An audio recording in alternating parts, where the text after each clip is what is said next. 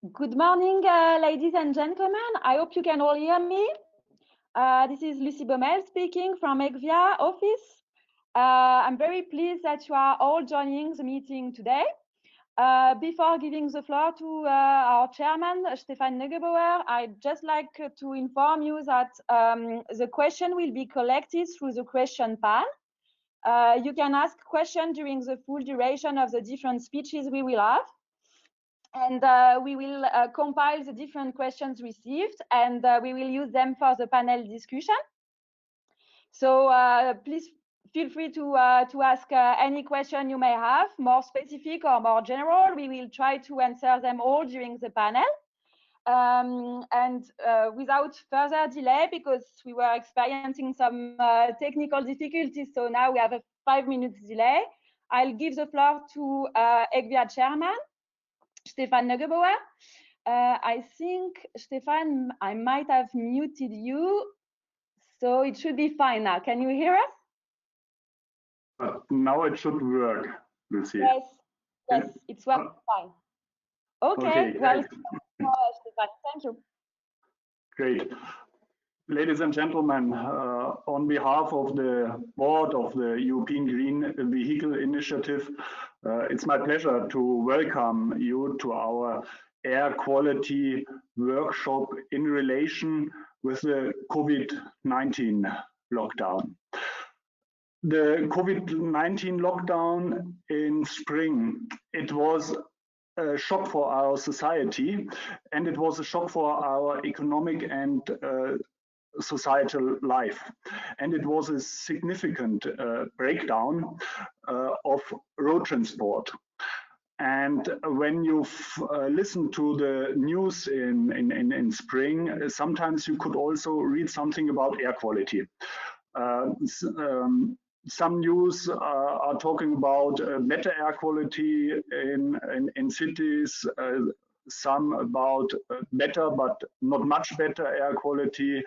There had been many local differences. So the situation was a little bit unclear. And I had a discussion with my colleague and dear friend, Professor Sissis Samaras from Thessaloniki University, who is also a board member of ERCHAC, the European technology platform for road transport. And we tried to discuss the situation, and after some minutes, it was absolutely clear for us that it makes sense to organize a scientific workshop to discuss the effects.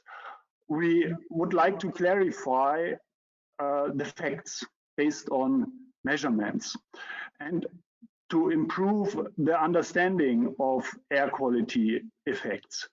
And we are interested to separate the different contributors, and especially the contribution of road transport. So we would like to learn for our future activities. We would like to generate an input for our research priorities, which is in the core interest of our public-private partnership. And maybe we can also deliver some input for future regulations, even if regulation is not in our core interest. And it was absolutely clear for us that we need speakers from well-respected institutes and institutions across Europe. So it's my pleasure to welcome our distinguished speakers today, and to welcome all the online participants. We have around about 180 registrations for today, from the European Commission, from public authorities, from various European and national associations, from academia, and from industry. So I would like to give you all a very warm welcome. I would like to thank the ECVIA office under the leadership of Lucie Baumel for the organization of this workshop, and I would like to thank Professor Sissis Samaras for taking the scientific lead of this workshop and for moderating this workshop. So I'm quite optimistic that we will have a fruitful and interesting workshop. And having said this, I would like to forward to Professor Sissis Samaras. So Sissis, I think the floor will be yours. Thank you very much.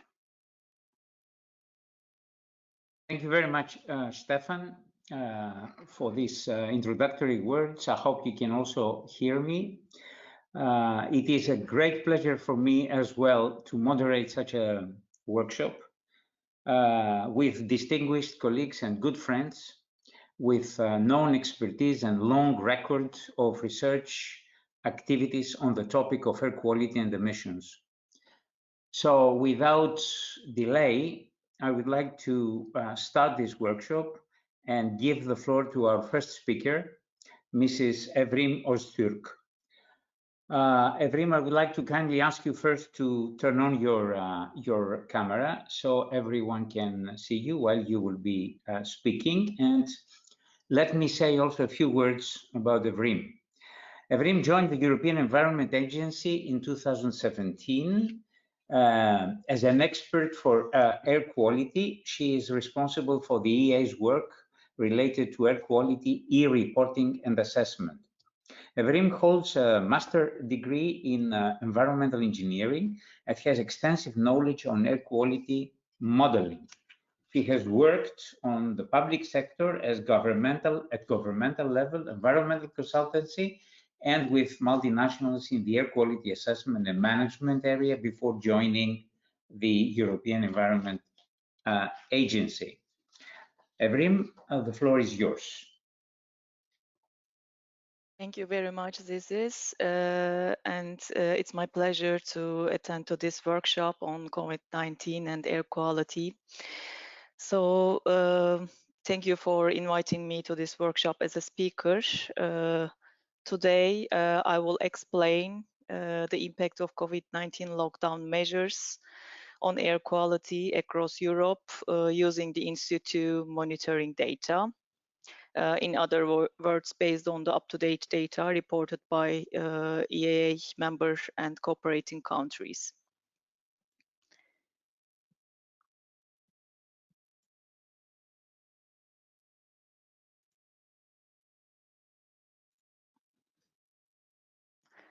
So the COVID-19 pandemic continues to have severe implications for human health as well as major financial and societal impacts.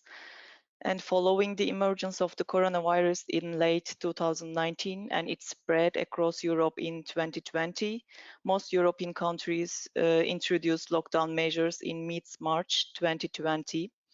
As people were asked to stay at home, many economic activities were temporarily closed or were reduced, and personal transport demand plunged.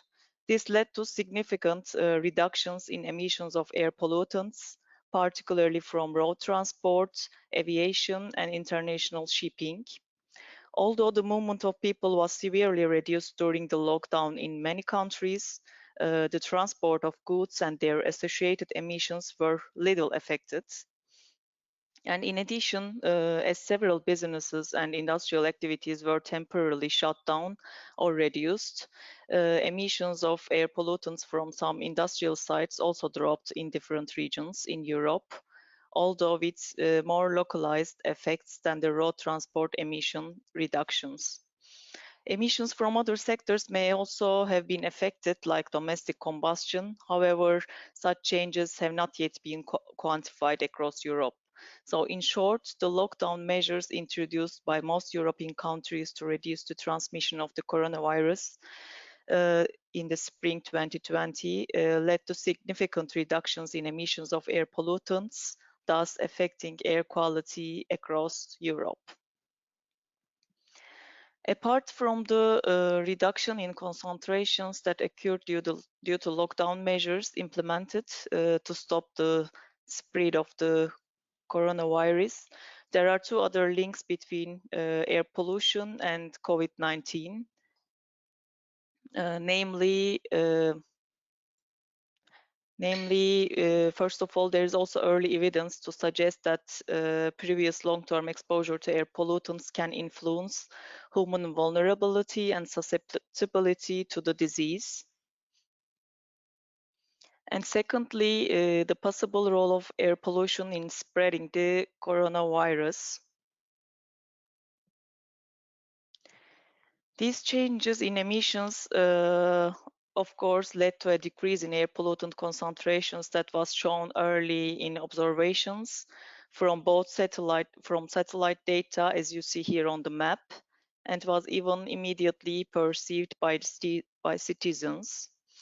On the right side of the map, on the right-hand side on the slide, you see a map shows the average satellite observed vertical columns of NO2 from 15th March to 15th April 2020, corresponding to the months immediately after the introduction of the lockdown measures in most countries in Europe, while the left panel shows the same observation over the same periods in 2019.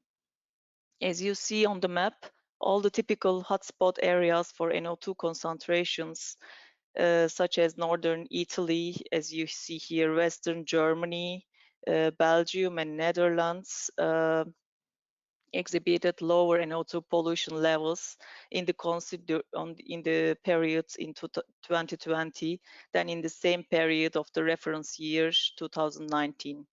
So such satellite only comparisons provide a useful qualitative assessment of the spatial patterns and relative magnitude of how the NO2 levels between two periods have changed. However, they cannot be used to directly quantify the exact effect of COVID-19 related lockdown because it's entangled with air quality changes due to interannual meteorological variability. So next, what we have done with COVID-19 as EAA, using in situ monitoring data reported to the EAA. We use the up-to-date data because we really need to work in real time. We calculated the weekly and monthly average concentration of NO2 and PM for both PM10 and PM2.5 for the year 2020 and show the results in a viewer, which is online tool published on the EAA website. So besides this viewer, we also published a press release at the beginning of April on the EAA website to present the possible impacts of lockdown measures on air quality. You can see here on the right-hand side on the slide this viewer. But at the same time, we have to compare also with the past to see what extent the situation with the lockdown measures is really significant, different from the previous years. So we need to combine, as it is mentioned here, the historical data for 2016, 17, 18, and together with the UTD data, which are 2019 and 2020.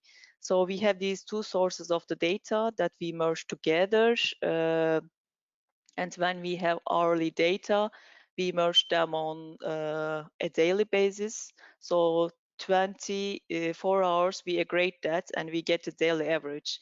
In case the original transferred daily data, we keep the daily data as it is depending on the pollutant. For example, for PM, in particular, we receive in many cases daily data. It's a technical detail, but for PM, the reference method for measuring PM is based on daily values and not hourly values for technical reasons.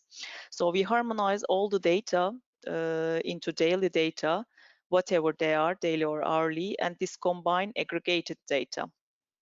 These are used as inputs for the COVID viewer that you see on the right side. Now I will give a better overview of the assessment which can be done through this viewer on COVID-19. I will show you some of the examples that we can use with the reported data presented in this viewer. All data are actually weekly or monthly averages. We are presenting data for 3 pollutants, NO2, PM10 and PM2.5. And since these are weekly averages, if you want to check or if you want to retrieve the original hourly or daily data, or since the data are aggregated at city level, so if you need the data at station level, you should also go to the download service. So we have to bear in mind that these are the concentration data coming directly from the monitoring stations in these countries. So whatever changes we can see in this concentration, maybe the results is not only of the changes in the emissions due to these lockdown measures, this reduction in mobility and economic activities, but also other factors and mainly the meteorological variability. So this have to be taken into account if you want to make a more in-depth analysis. And finally, in this slide, I give you some information on the weeks, because in some of the graphs I'm going to present, weeks are just labeled by the number of the weeks. So just to bear in mind that week 9 in 2020 was the week starting 24th of February. That was when the Italian authorities started to implement some of these lockdown measures in northern Italy. And week 12, starting on the 16th March, that is when the lockdown measures are extended to the rest of Italy and also were implemented in Spain. So I will start presenting some cases we used in our first press release, as I mentioned, on this issue at the beginning of April. And here what you see is the snapshot of this viewer.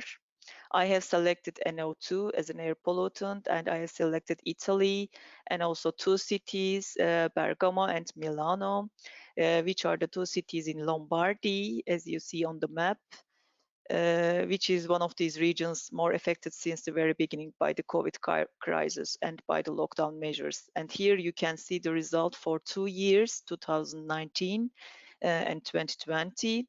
What we see in the upper graph of the viewer is the summary of the situation with dots, which size is in relation with concentration, and we have the specific values per week on the table here in below. And if we go to this week 9, when the first measures were implemented in the northern Italy, so what we see is that for Bergamo, we see a decrease of 28% in relation to the previous week 8. And we have seen progressive reductions reached to a minimum we are currently in, and when we can see the same for Milan, starting with reduction of 30% from week 8, ending in this a minimum with some fluctuations. We have a closer look to Bergamo, where here what we have is the weekly concentrations for NO2, not only for 2020, but also for the equivalent weeks in 2019. So here we see again this initial decrease in week 9, so at the start of the lockdown measures, and we see this decline until the stabilization around the minimum in the week 18, and it continues in the following weeks. And also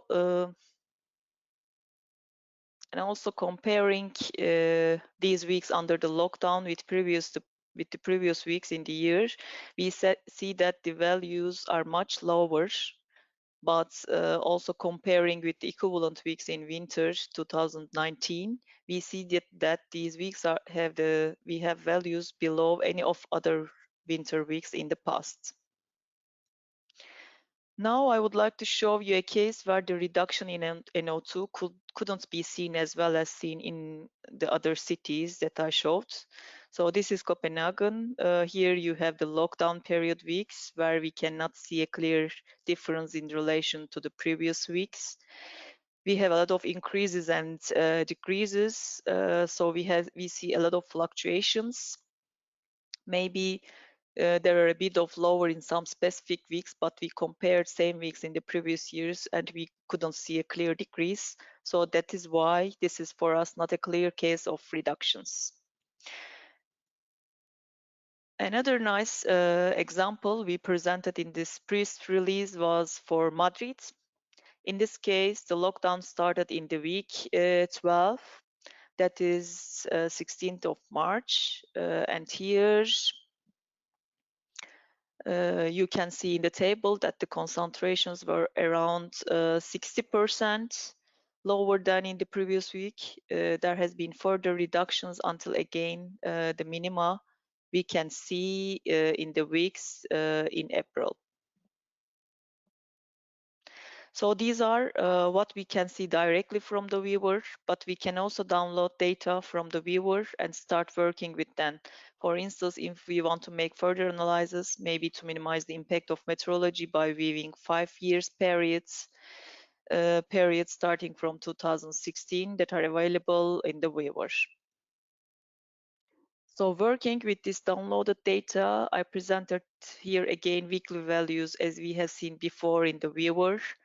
And again, if we consider week 12, the first week under the strict lockdown measures in Spain, we see that the value in that week and all the following weeks were much lower than in any of the previous weeks in the year. So you can also see how variability may be attributed to the meteorology shows up. So try to minimize this effect. We have also calculated the average of all the weeks before the lockdown. So this value would be like a standard week in 2020 before the lockdown. And we see that all the concentrations after the lockdown are much lower than this average or this standard value for a week in 2020. We have done here the same, but not only for 2020 weeks, but also for the previous years. So here again, you see the weekly values in the recent 5 years. The red lines in the graph mark the beginning of every year. And here again, if we put the value of the week 12 in 2020, we can see how the value is much lower of any other equivalent winter week in the previous 5 years. And of course, also for the weeks following this week 12.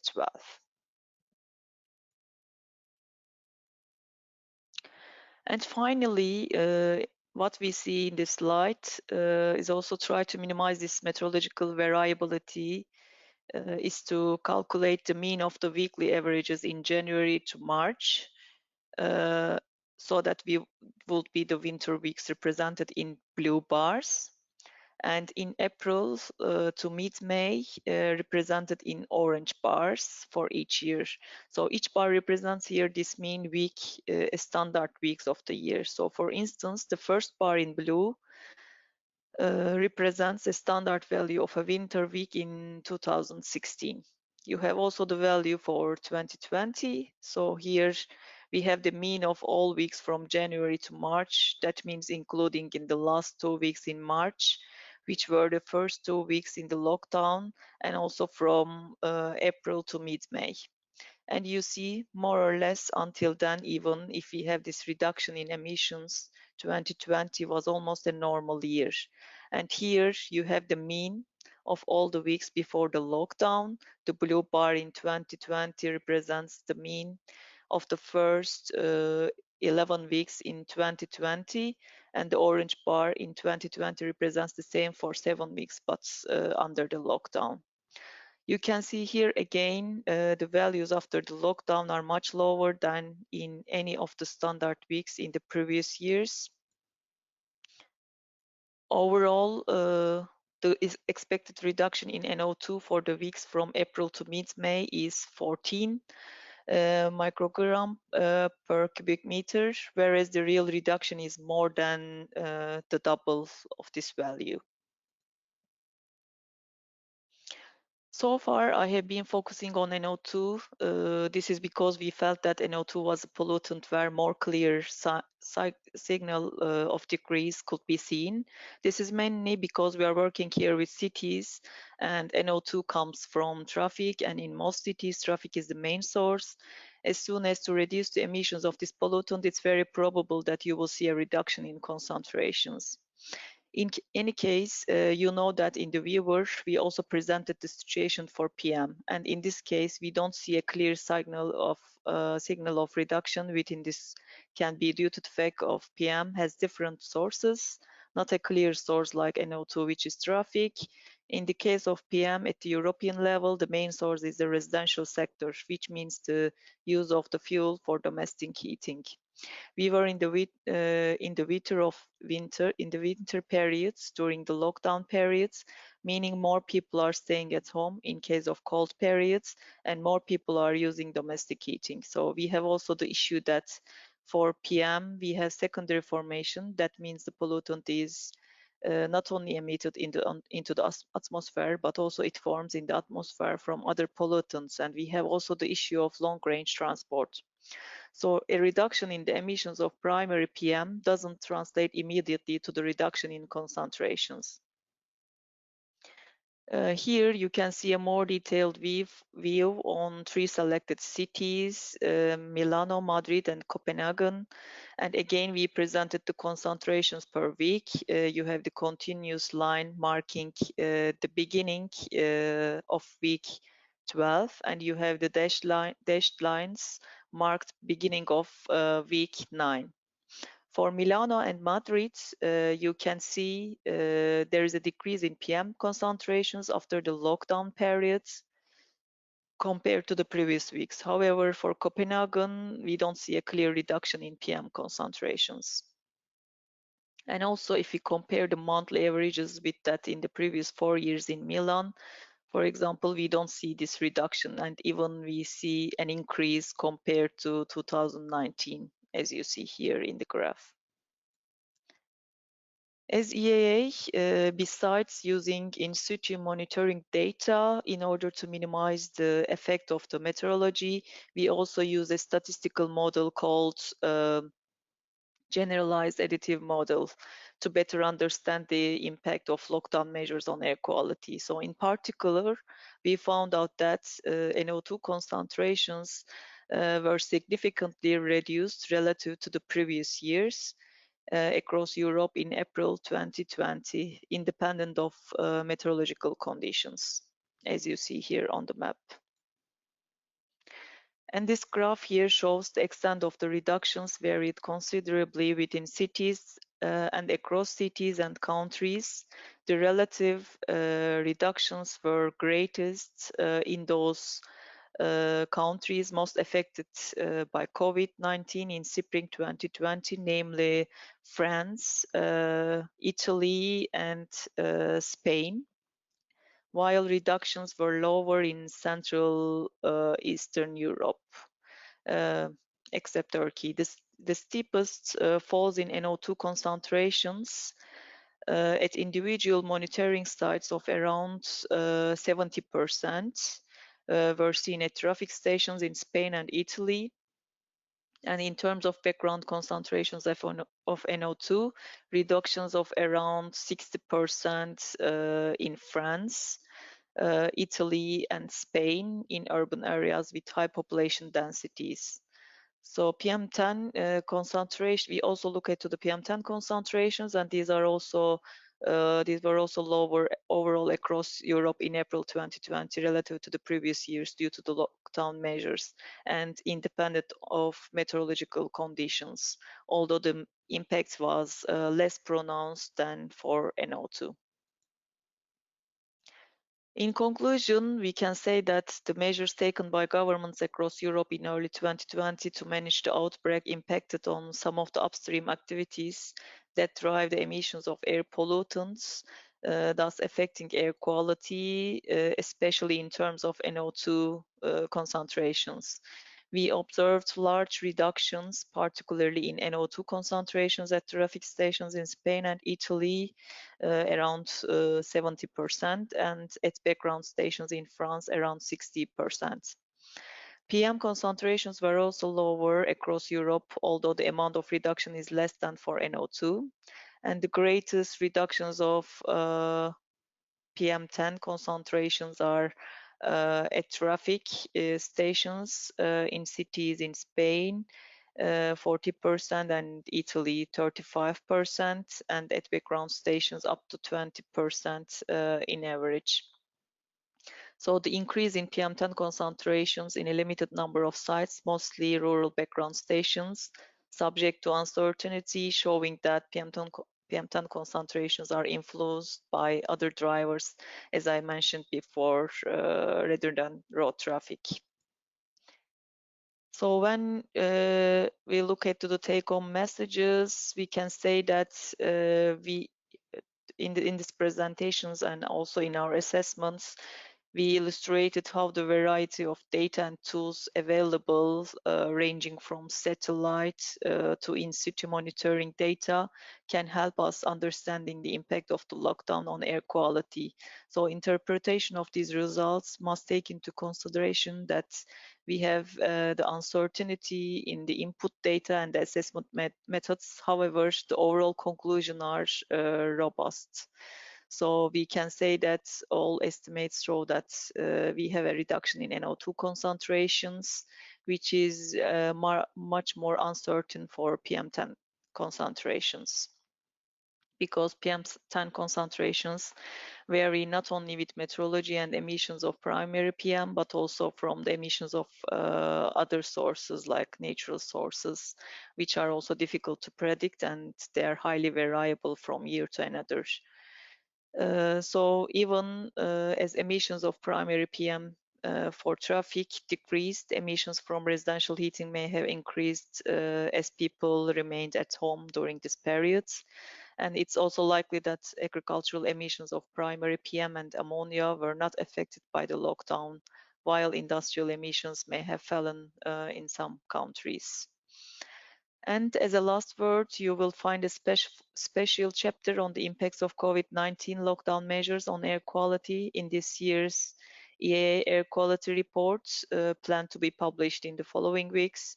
So here again, the assessments will distinguish changes in concentrations that results from the lockdown measures from any changes driven by meteorological conditions. So there will be a special chapter on COVID-19 lockdown effects on air quality.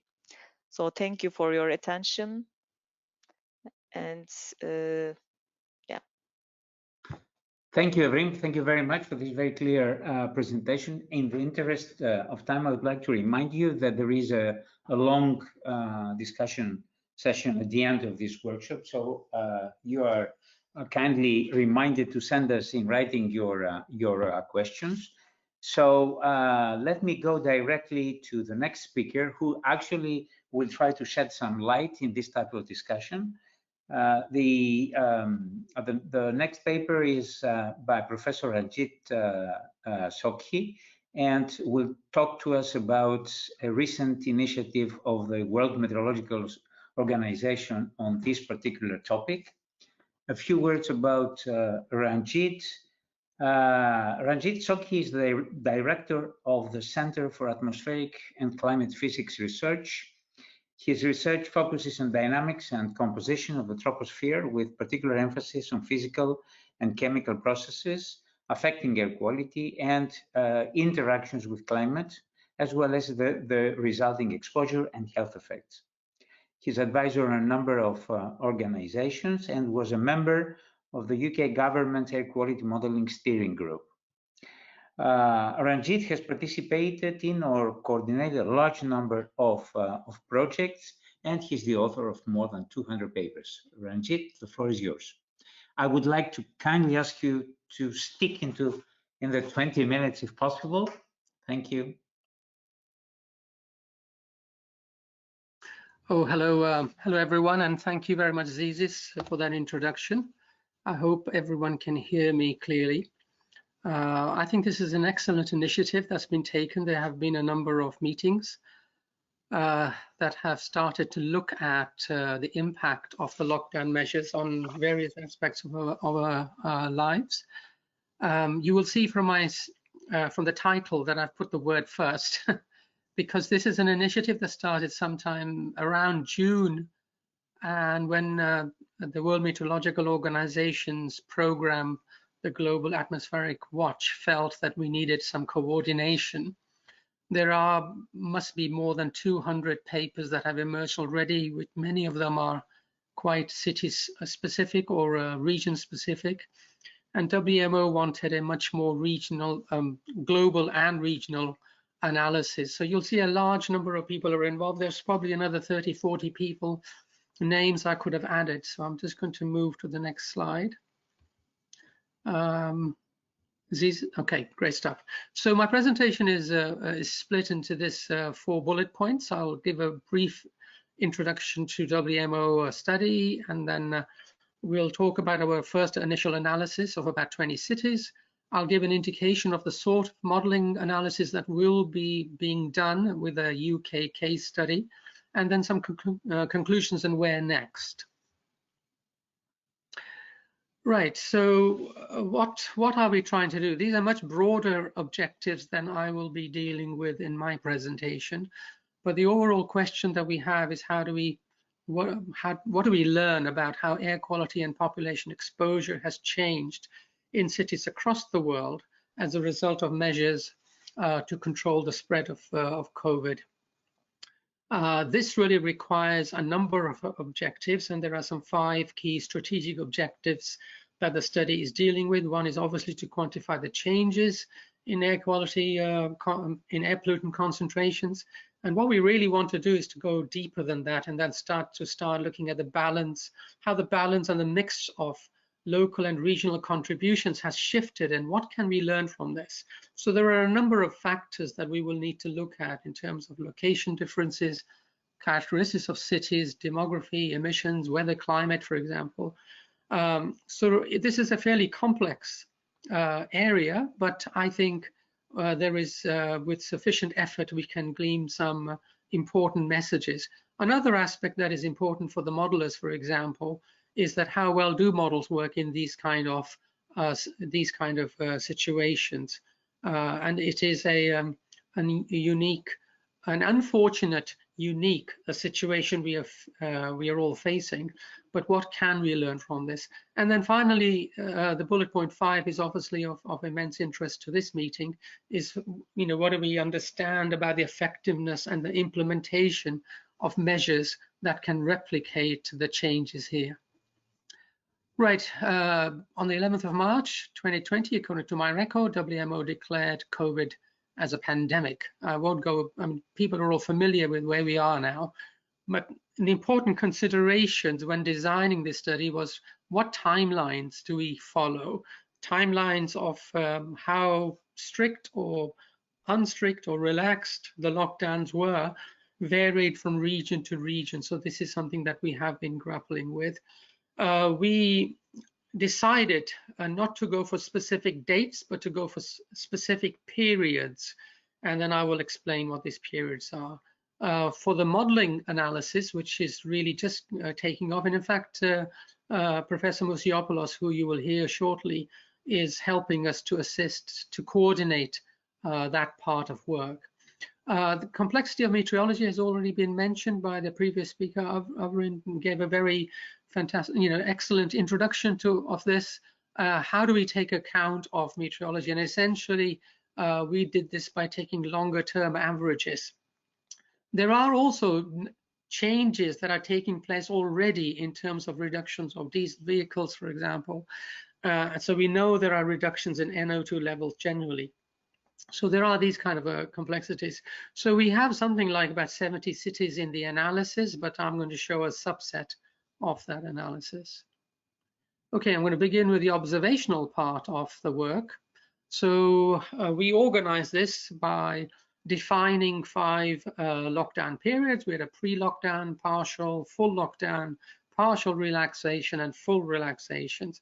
There are some countries, for example, in Sweden, this kind of definition doesn't really apply, but it applied to most of the regions that we were looking at. In order to take account of some of the meteorological influences, but not totally, we did an annual analysis, unlike the EEA's analysis, which was weekly and monthly. So we took the past 5 years analysis. All the data that was presented to us is an annual average for those particular 5 lockdown periods.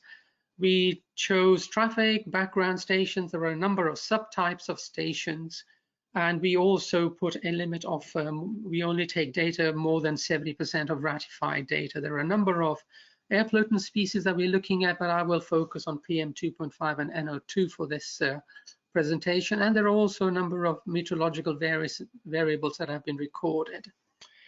So here's a glance of, here's a glance of the 20 cities that I'm presenting. The analysis, you'll see where the cities are located. There's many more cities in Europe, but we are trying to cover and have some representation from all regions of the world. Right, this is a schematic of the lockdown periods that I was talking about earlier. You will see, so the black part is the normal part. The pre-lockdown is also a sort of a semi-normal part, but we defined that there should be at least 3 weeks of data or a month of data before the actual formal lockdown. So that's shown in the green part. And then we have the partial lockdown. Many cities were experiencing smaller lockdown measures than other cities. The red is where stricter measures were taken were put into place. But you will see in Stockholm, for example, there isn't a red part, so there wasn't a full lockdown. And then you will see regions where they were emerging out of the full lockdown into partial lockdown, and then in some cities there has been a full relaxation or relatively full relaxation. In many parts that still is not the case. Right, so there is some discrepancy also in terms of, or limitations I should say, rather than discrepancy, in terms of the number of monitoring sites that are available to us. Not every part of the world has the sort of monitoring that Europe has.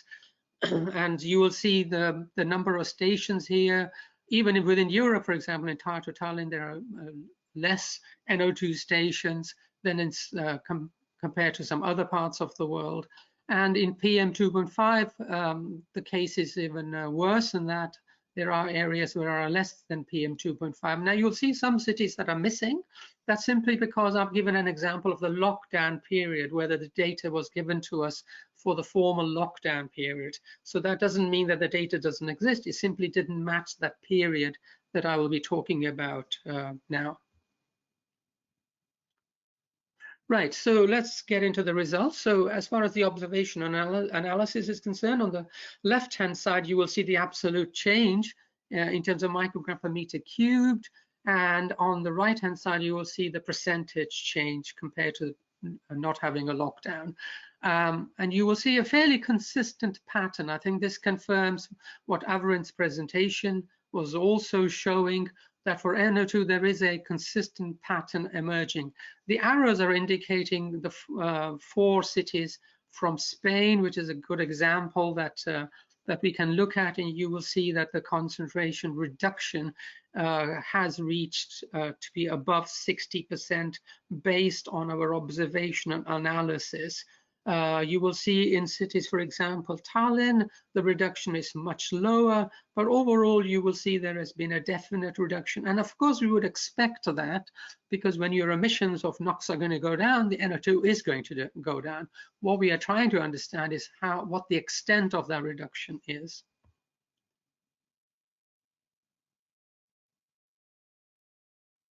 Right, I'm just trying to change. Okay, now, as Avrin mentioned, the situation is less clear when you come to PM2.5.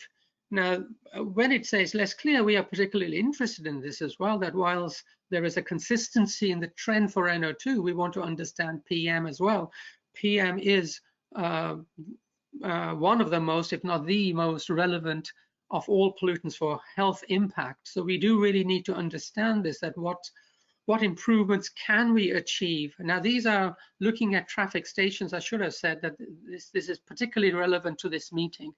So again, on the left-hand side, you'll see the absolute changes, and on the right-hand side, you will see the percentage changes.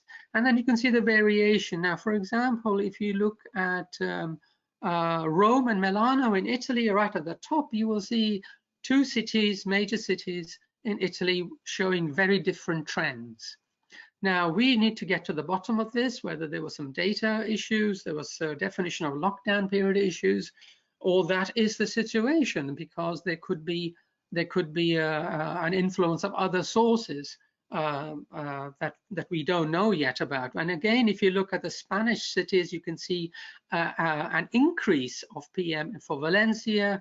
You can see a reduction, a significant reduction in Seville, an increase in Madrid, and a small reduction in Barcelona. And these are the sort of changes that we need to understand in the next phase of the analysis. Okay, this is another way of representing the data in terms of the different lockdown periods. Again, this is the traffic stations. You will see that the traffic on the left-hand side, I've got the PM2.5, and on the right-hand side, I've got the NO2 analysis presented in terms of the different lockdown periods. And again, you will see for the NO2, it's a clearer trend. So we know there are messages for NO2, which is one of the compliance pollutants, that there is a clear benefit that there has been as a result of the lockdown. For a PM, again, it's clear. If you see in the middle part of the figure, you will see in some areas it's gone down significantly, in some areas it's very marginal, in some cases it's actually increased. Right, I just want to move on now to an example of the modeling study. There is a major phase now coming up. As I said, Nicholas Mousiopoulos is helping us to coordinate that part of the study, where several teams are going to be looking at the modeling analysis and the process-based analysis.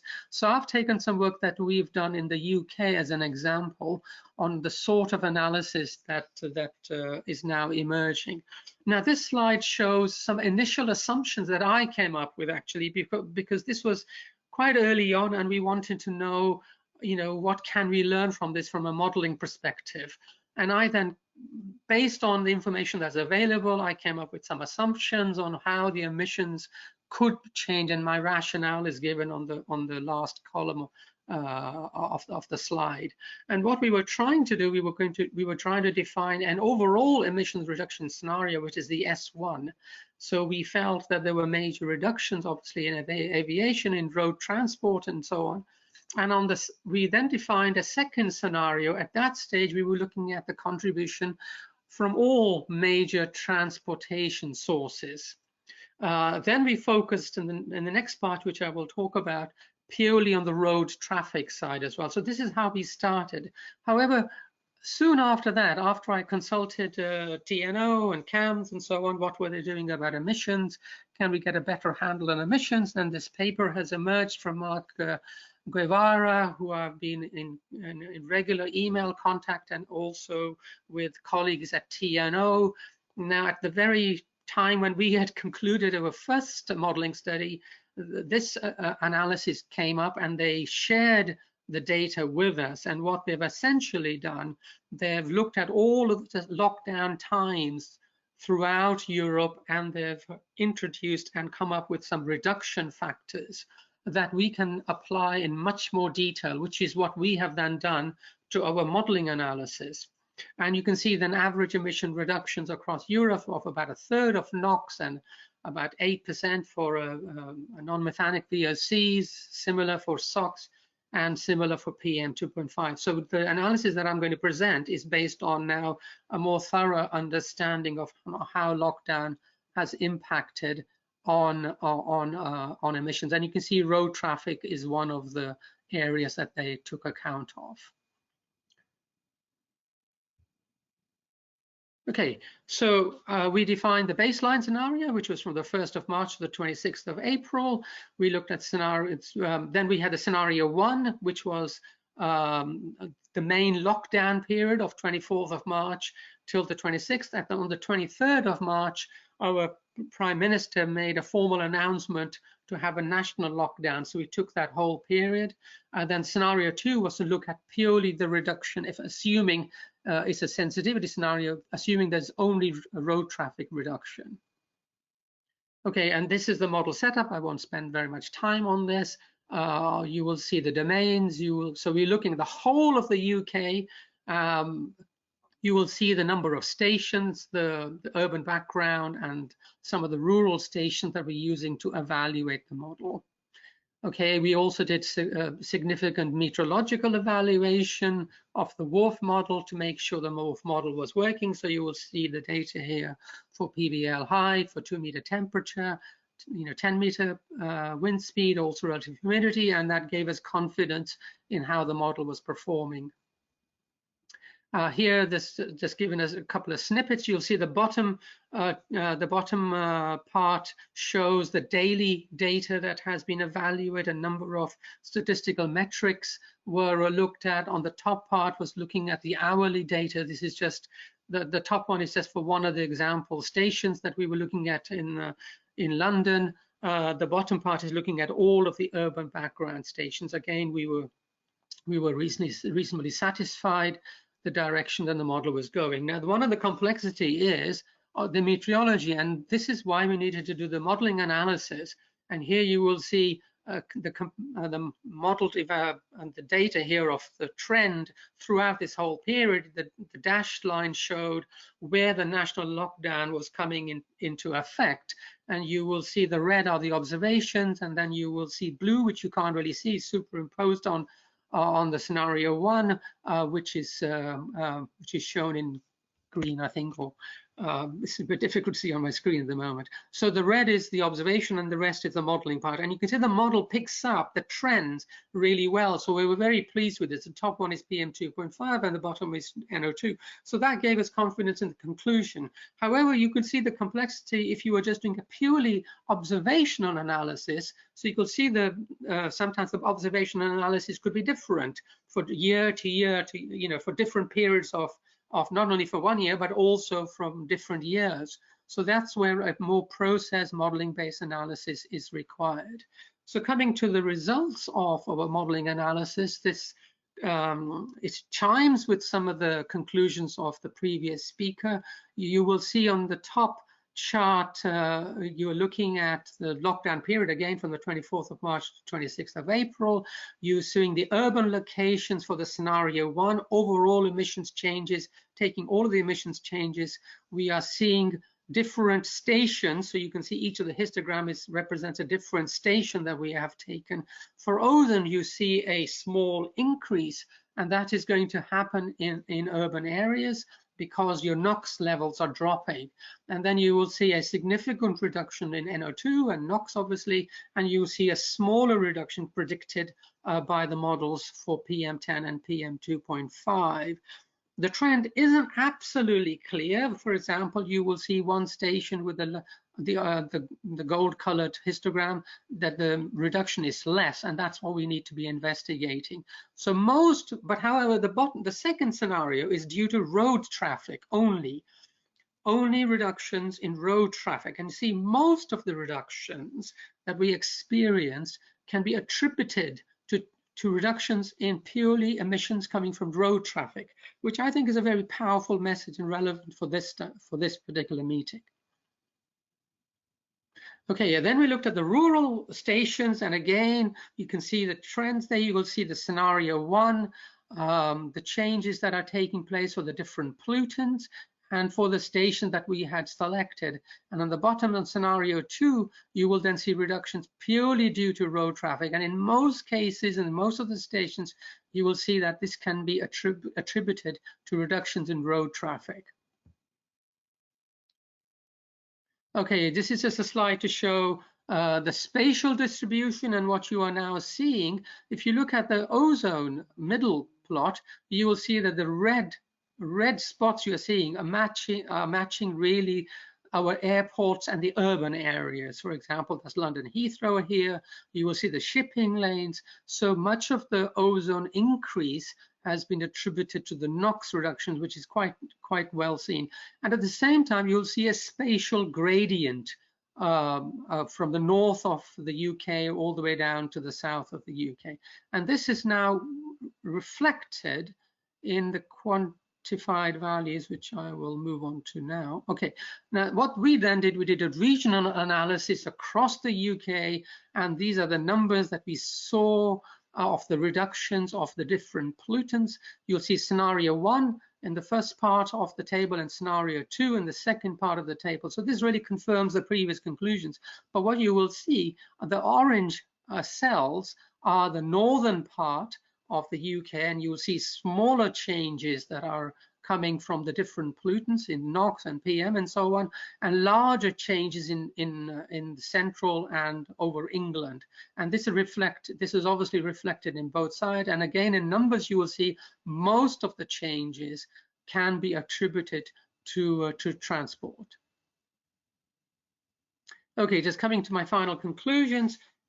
We've shown the estimated changes in NO2 and PM2.5 in this particular case. I didn't talk about the other species, including I showed some of the numbers for the coarse particle fraction, but these are now becoming very, very interesting and relevant. So you can see in conclusion that the observational analysis has shown a range at the moment, but something up to 60% reductions of NO2 has been achieved over this period, and up to 40% for PM2.5, but the trends in PM2.5 are less clear. For modeling analysis, we can see a similar trend, but not as big a change for NOx and NO2, so up to about 40%, and for PM of the order of around 20%. And we've seen a reduction in the coarse fraction, mainly in the urbanized areas, of about 14%. And scenario 2, as we said, that most of the changes that we are observing can be attributed to road traffic. My last slide, where to next? Really, this is a very complex and an extensive analysis that WMO is undertaking. We have something like about 70, 80 teams across the globe that are contributing. More and more people are coming into the analysis. So we hope to extend and include more cities. I know there are about 10 more cities that data has already been sent to us. Analysis of PM species, and also for ozone, which requires more process-based modeling analysis, now is going to be taken underway. We are trying to link the air pollutant species with emissions changes, and also identifying how the changes are different in different parts of the world. What we want to do at the end is to conclude and learn lessons of how we transition to a lower air pollution emissions and improved air quality scenario in the future. Thank you, Zizis. I'll stop here. Sorry for running over by a couple of minutes. Thank you, Ranjit. Thank you very much. This was very concise. And as a matter of fact, you already introduced the next talk that will be given by Professor Nicholas Moussiopoulos from our university in Thessaloniki, Greece. And he will take a bit deeper dive in the area of modeling. Nicholas is a professor and laboratory director in the School of Mechanical Engineering, as I said, in Aristotle University. At present, he is also the head of the school's energy department. Since 2002, Nicholas is a full member of the German National Academy of Sciences, Leopoldina. So thank you for joining, Nicholas. The floor is yours. Good morning, everybody, and thank you very much, Zizis, for your introduction. I would like to first acknowledge the contributions of my co-workers, George Tsegas and Eleftherios Kourdakis, in conducting the modeling studies. I am glad that both Evrim and Ranjit said quite a lot of all the things that I wanted to say in my introduction, and I'll try now to change to the next slide. This does not work at the moment. I don't know why. Could you provide me the chance to control my slides? It should work now, Nicholas. Ah, thank you. Thank you. So, as I said, no, it does not work. Or could you change them? Yes, sure. Next, please.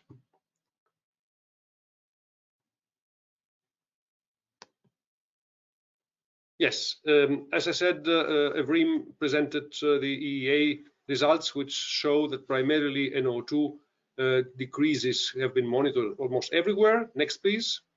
And this was not so much the case for the particulate matter. The framed two cities in France are PM10, the rest is 2.5, and the reasons have already been explained by the previous speakers, so please continue with the next one. Well, what I could say at this stage, it will be the basis of my presentation, is that without modeling, you cannot isolate the real emission effects, and Ranjit said this already. It's important, however, also to understand that the weather conditions may have a twofold influence. Not only they themselves have an impact on the concentrations, but they also are indirectly responsible for other emissions, like, for instance, the heating emissions. And this is important to clarify, because this explains much better why in a city we have a larger effect than in the other. In the next point, you see that we are trying, in addition to what we are doing for modeling, to conduct an analysis for systematic differences between sets of traffic and background stations. Why? Because if you have observations in cities, in some situations, you primarily have information from so-called hotspots, and there you have very local effects, whereas in other cities you have more urban background information, and this is important to distinguish. And with modeling, of course, you can try to understand the difference which you would expect between an urban background and the traffic station. We also heard on the WMO study and on the CAMS work. The next, please. Well, I don't want to repeat what Ranjit already said for the very important study of WMO. The next, please. We are responsible, as Ranjit already said, for the model validation and for the coordination of the modeling methodological framework, which will be followed in the study by dozens of groups, actually. Important here is to end up with an analysis that will allow a better interpretation of what we are observing, and that we really know which changes are due to the emission changes. And both of them will make possible that we have also a sectoral attribution, because then we know what is really because of traffic, or what is because of industry, and so on. And only with all this we can provide substantial support to policymakers. Next, please. Yes, the pandemic, of course, is a tragedy for the whole of the globe as a whole, but still for us air pollution modelers, it was an unprecedented challenge, because we could never dream of such a large-scale experiment of targeted activity reductions, which we can really assess, so that we can, as you see, stress test our models under severe changes. We can disaggregate so that we can understand which parts of the sources are responsible for which part of the concentrations. We can isolate non-emission effects, as already said, especially meteorology, and therefore we can then, at the end of the day, arrive at conclusions as regards the main, let's say, polluters, which then policymakers have to tackle. Next, please. Next, please. Yes, and most models are trying to establish source-receptor relationships. In our case, our system is a more complete system, I would say. It consists of emission models that are dealing with various emission scenarios. I don't want to introduce the individual acronyms you see here.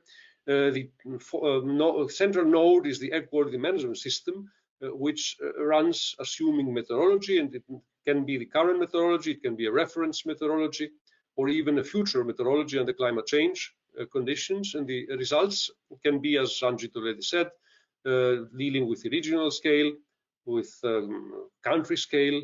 But for us here, it's more important, and for the remainder of my talk, what we do for the city scale.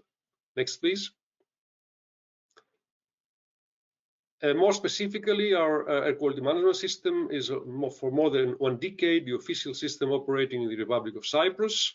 and also in the city of Thessaloniki to describe the situation and provide also some very solid information to the policymakers on what they should do to improve the situation.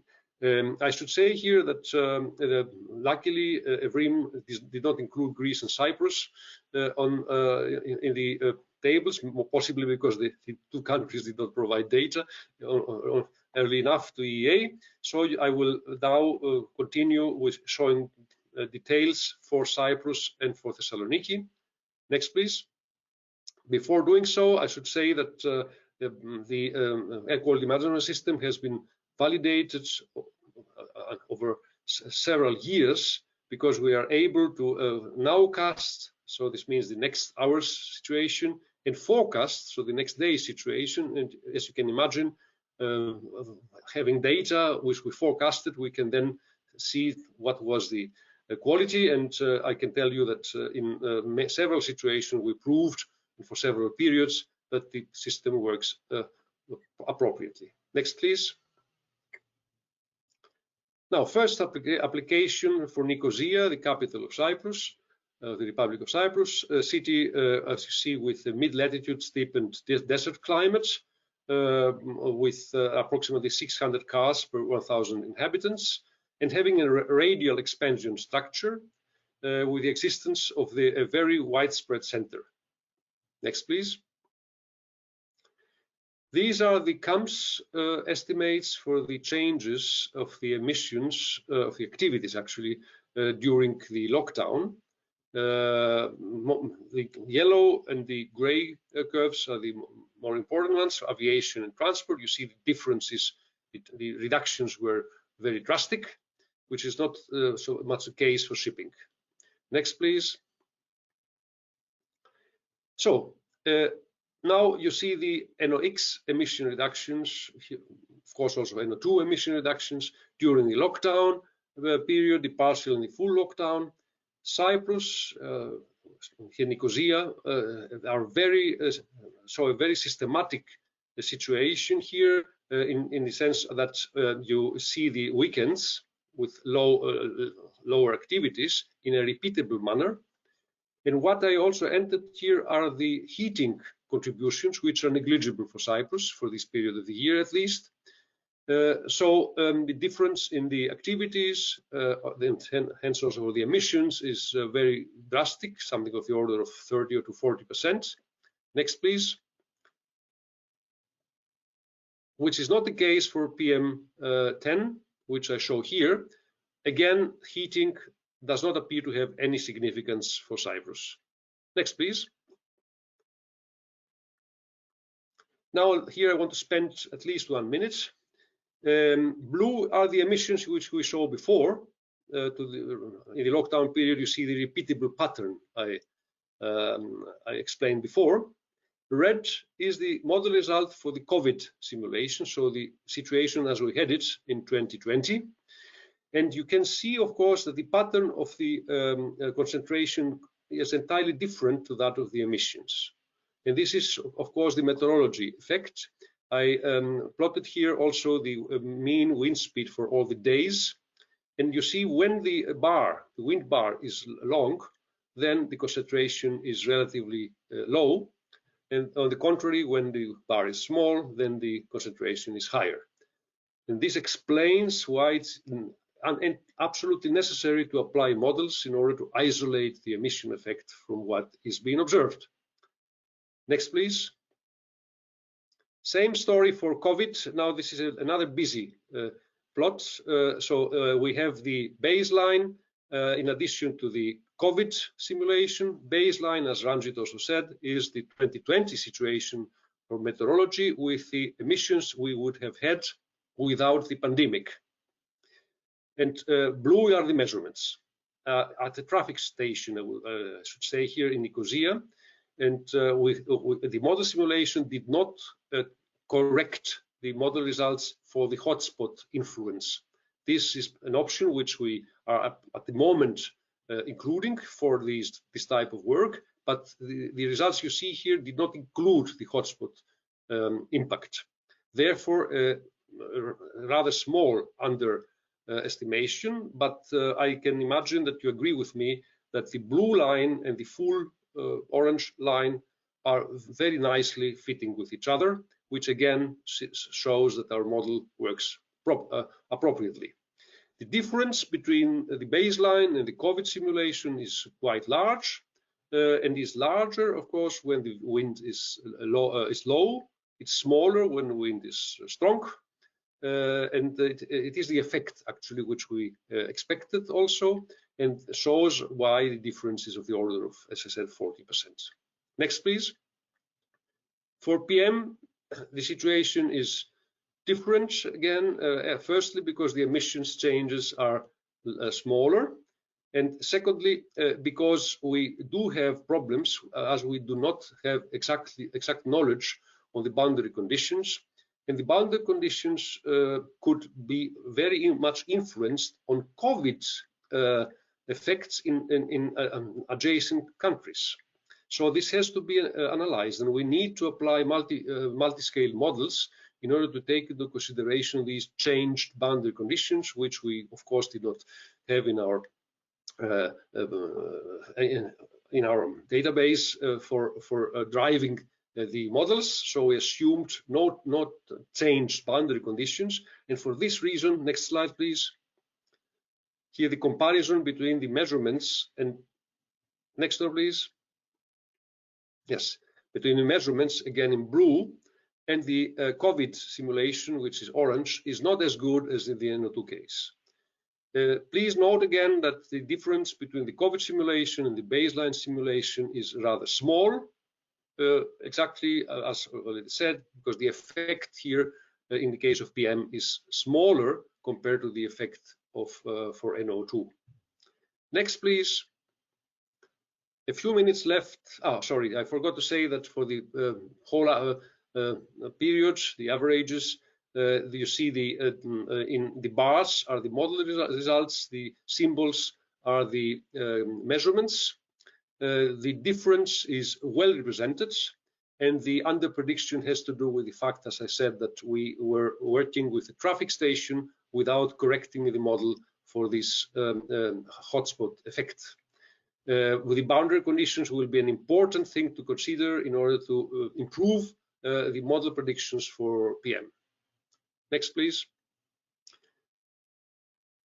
I have a few minutes left. I should say something to Thessaloniki, which is a more or less corridor type city with about 500 cars per 1,000 inhabitants and a continental semi-arid climate. Next, please. Here I want to I show again the activities which are identical to those we saw for Nicosia. Next, please. Yes, the reason that I wanted to show you something of Thessaloniki was the particular case for the PM, because these the first 2 weeks roughly of the full lockdown period were rather cold, so everybody was heating his houses, and what you see here is that the heating contribution to the PM emissions counterbalances fully any effect which we might have had because of the traffic reductions, so that the emissions remained, at least in the first lockdown period, at least comparable to those which we had under normal situations. Next, please. And therefore, in the results, in a similar manner as I showed before, this time the emissions are dashed, and you see the COVID and the baseline simulations in green. The light green is the COVID and the dark green the baseline. What you see here is that the major effect is the meteorology. When you have lower wind speed, again at the bottom, the wind bars, then you have higher concentrations, and the difference between COVID and baseline is actually negligible, I would say. Next, please. So therefore, our ongoing work has to do with, first of all, the disaggregation of sectoral contributions, particularly regarding the road sector. Here we would like also to distinguish between various types of vehicles, not only traffic as contrasted to the rest of the polluters. We are continuing for the 2 cities I showed, but we're also dealing with Athens, We would like to fine-tune the dispersion models in order to deal on an appropriate way for the boundary conditions, as the larger scale situations is, as I already said, very important, especially as regards the PM.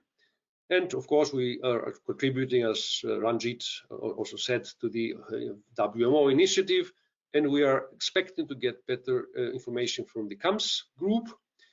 And most importantly, we're anticipating feedback related to activity and emissions from industry, authorities, infrastructure operators, and maybe also interest groups.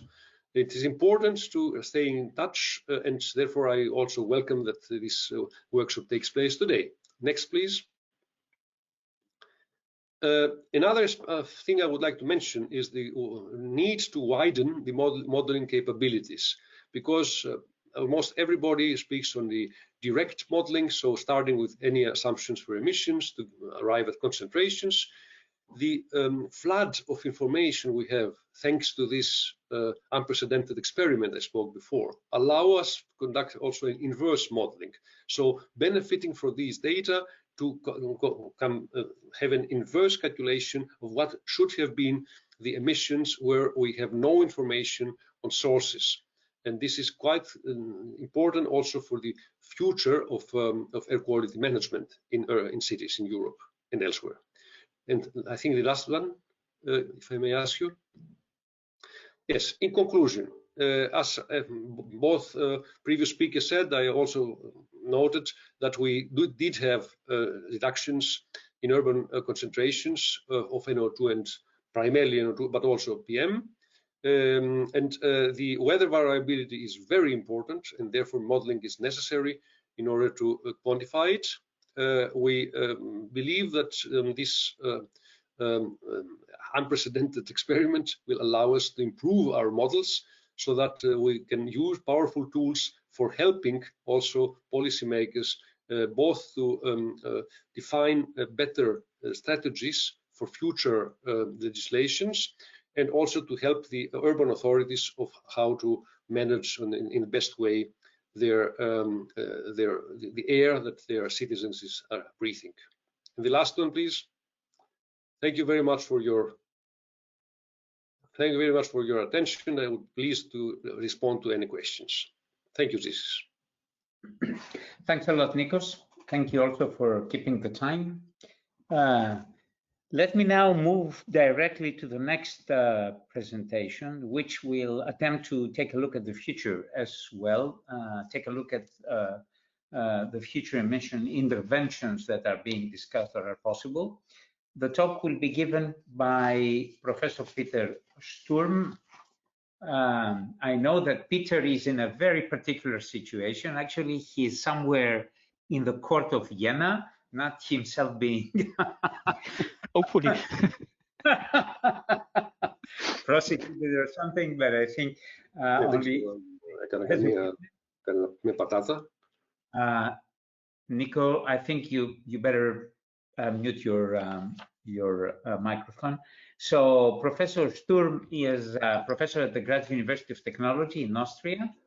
He is head of the research area Traffic and Environment and deputy head of the Institute for Internal Combustion Engines and Thermodynamics. And he is Dean of Studies at the Faculty of Mechanical Engineering at the same university. He is focusing his research in the field of urban air quality, from emission estimations, dispersion modeling, and measurement of airborne pollutants, covering all these areas. And he has a very extensive activity on tunnel ventilation and safety. So, Peter, thank you very much for joining. Please go ahead. Okay, Cisis, thank you very much for this very detailed introduction. I'm very happy to speak about the problems or the effects which were shown during this lockdown period on air quality.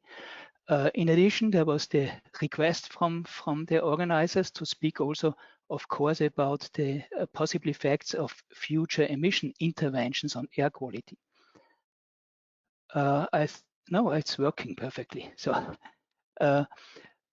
what's the background? Of course, I said it before, and we heard it from all the other presentations up to now, this COVID-19 lockdown period demonstrated there could be effects, positive effects on air quality if we reduce anthropogenic activities. The reduction concerned mainly road traffic here in Austria. Of course, also industrial activities, but mainly road traffic. Emissions from domestic and household sector remain stable or even increased. But as we heard before from Ranjit and also from Nicolas, air quality trends during this period were very strongly biased by meteorological conditions. For example, here in Austria, we had a change from standard late winter situation into almost very early summertime. So we got with the lockdown almost at the same time, very dry conditions with remarkable high temperatures. So there's a strong bias. In order to have a look at the results of the in air quality, there was a study commissioned by the Umweltamt of the city of Graz, and this study was done by the Institute for Statistics of the Graz University of Technology, and they looked at 3 periods. The first one, full lockdown.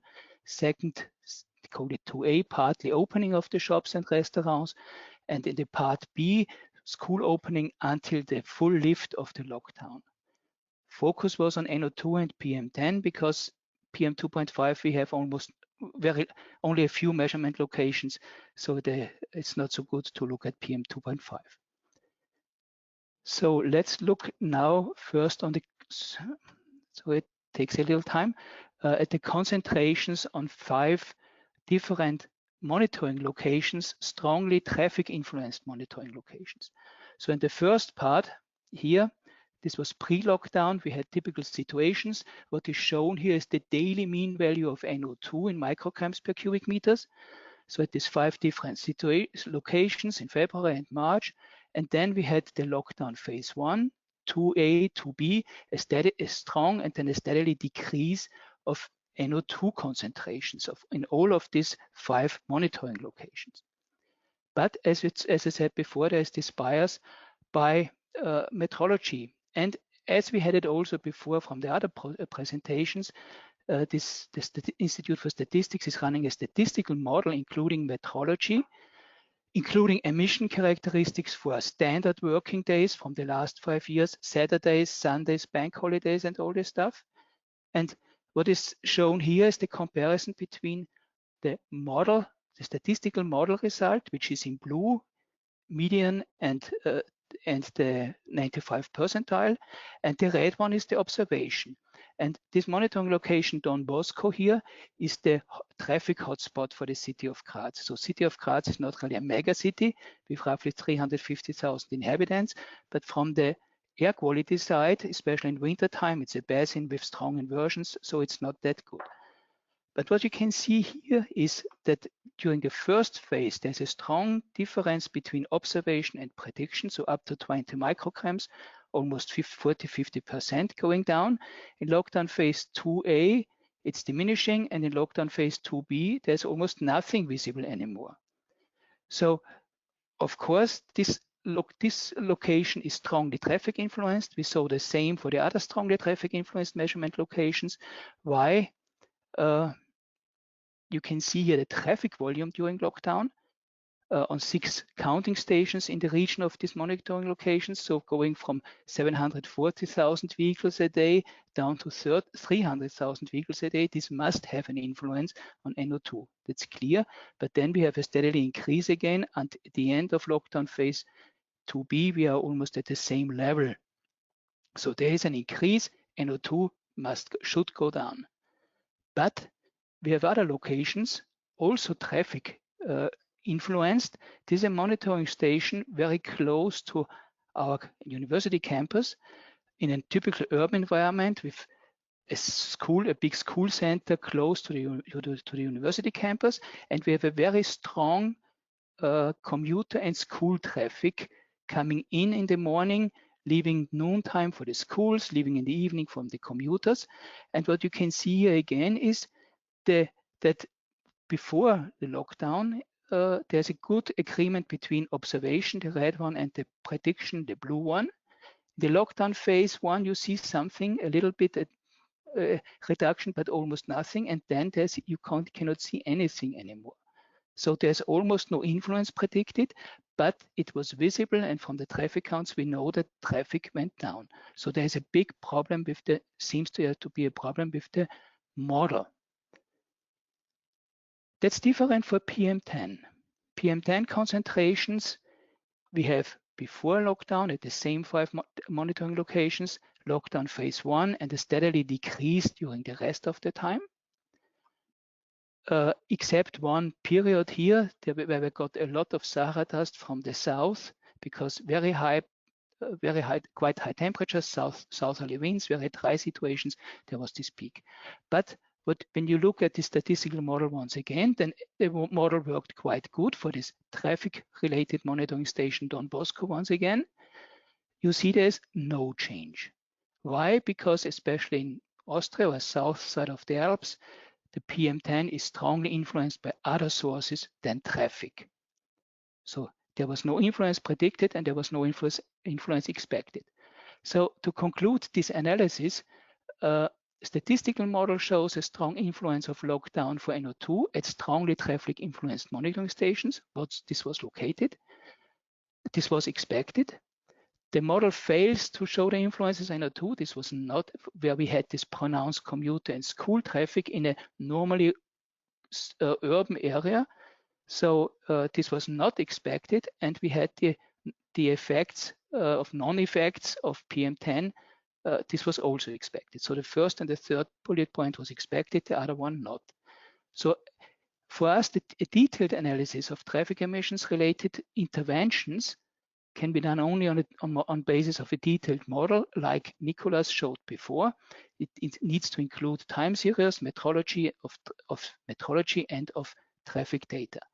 So if we come now to the effect of future emission interventions, then for me, this is a question almost for a magician. Why? Because emission standards or each emission intervention given by politicians, they give a direction. And unfortunately, our human behavior seems to be in a way that we tend to reduce possible achievements by tampering, cheating, or however you want to call it.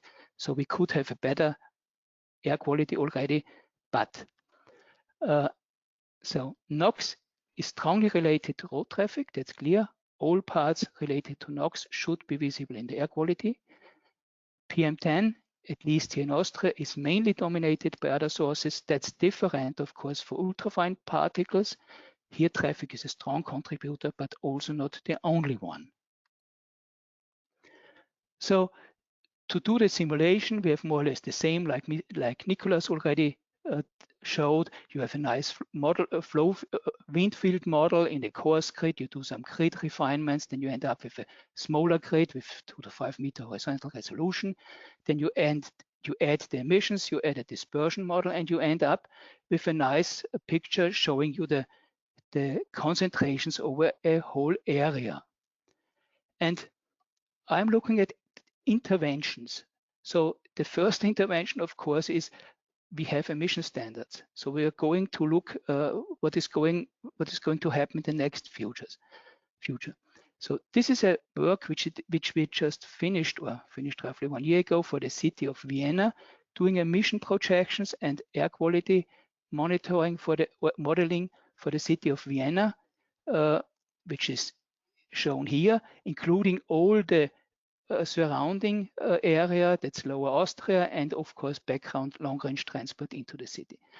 What you can see here is air quality predicted on emission projections for the year 2015, including all types of emission sources from the emission inventory. And you can see the street network quite good in this picture. You can also see the concentration levels, and on each location where we are in the red zone, we are above the European air quality threshold level for NO2 annual mean value 40 micrograms. The Austrian air quality threshold level is 30 micrograms plus at the moment 5 micrograms margin, so 35. So the whole part of the city center is above the Austrian air quality limit. So now it's a question, what is going on in future? So if we apply now realistic emission scenarios, taking from the traffic side all emission standards into account, starting from Euro 0 to Euro 6, 60 temp and all this stuff, and taking quite realistic emission projections, also for electromobility, we end up that for the year 26, we don't have any major problems anymore in this city. That's a good thing for Vienna, because Vienna, for those who know Vienna, it's quite flat, except here in the western part. But you have the Danube value coming from the northwest going to the southeast. You have a lot of wind, so you have a good dispersion situation, and the situation will change because of the emissions will be reduced on the NOx side. And electromobility is coming into the whole thing. What you also see here is the triangles represent some monitoring locations. And if you make a detailed analysis for the monitoring locations, and this is simply to be done in a model, because you just have to allocate a certain emission source to a particle, and then at the end, at the receptor point, you can count the particles and you know the emission sources. So for the different monitoring locations here, we have different concentrations and the share of the pollutants. Point source background, this is long-range transport coming into the city. Background sources like then point sources, passenger cars, heavy duties, and all this stuff. This is 2015. Now for 2026, we have this strong reduction on the road traffic. Passenger cars is strongly reduced, heavy duties are strongly reduced. Domestic heating, cooking is quite high, because Vienna has a good gas grid, and cooking and heating by gas is very popular there. So this is still remaining.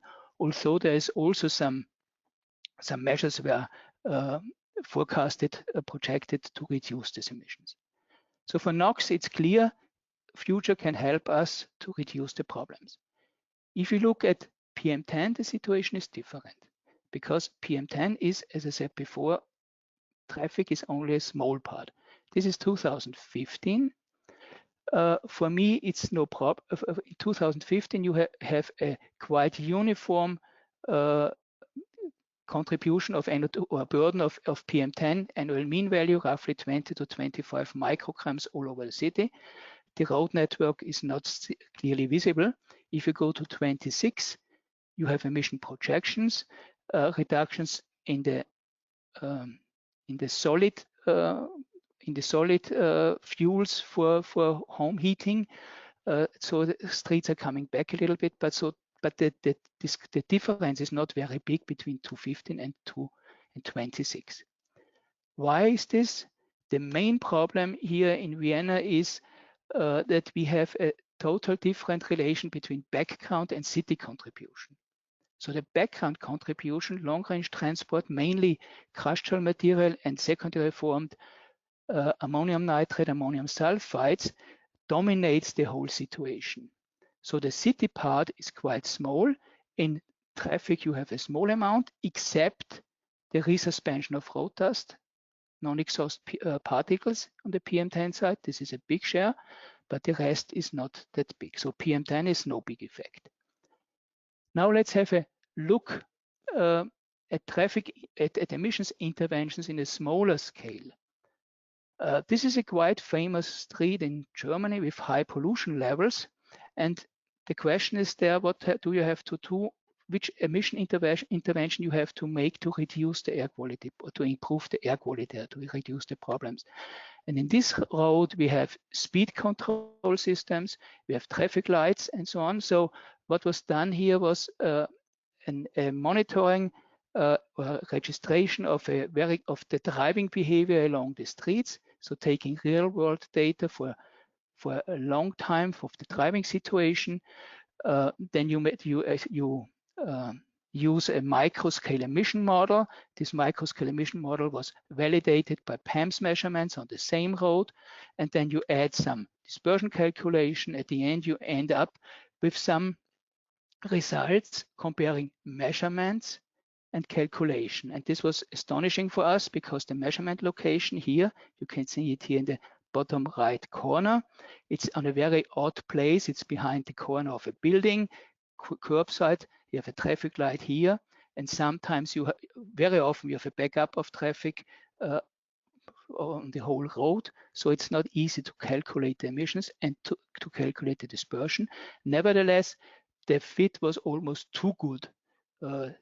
We didn't expect such a good fit for all days of the week, for all months during a year except December. So either we have a big problem with the Christmas season or whatever. We have no idea. In December, it doesn't fit in any way, but we have also a good fit over the different days. And if you look at different hours of a day, we have a small problem in the afternoon and in the early morning, but nevertheless, the fit is quite good. So traffic, that goal there is really which emission interventions have to be done to improve the air quality in a way to come close, not to reach it, but to come close to the European air quality standards for NO2. So this is the conclusion. Road traffic is a major contributor to NO2 concentrations in urban areas. This is nothing which is new. So any future emission intervention for NOx has a direct effect on local air quality.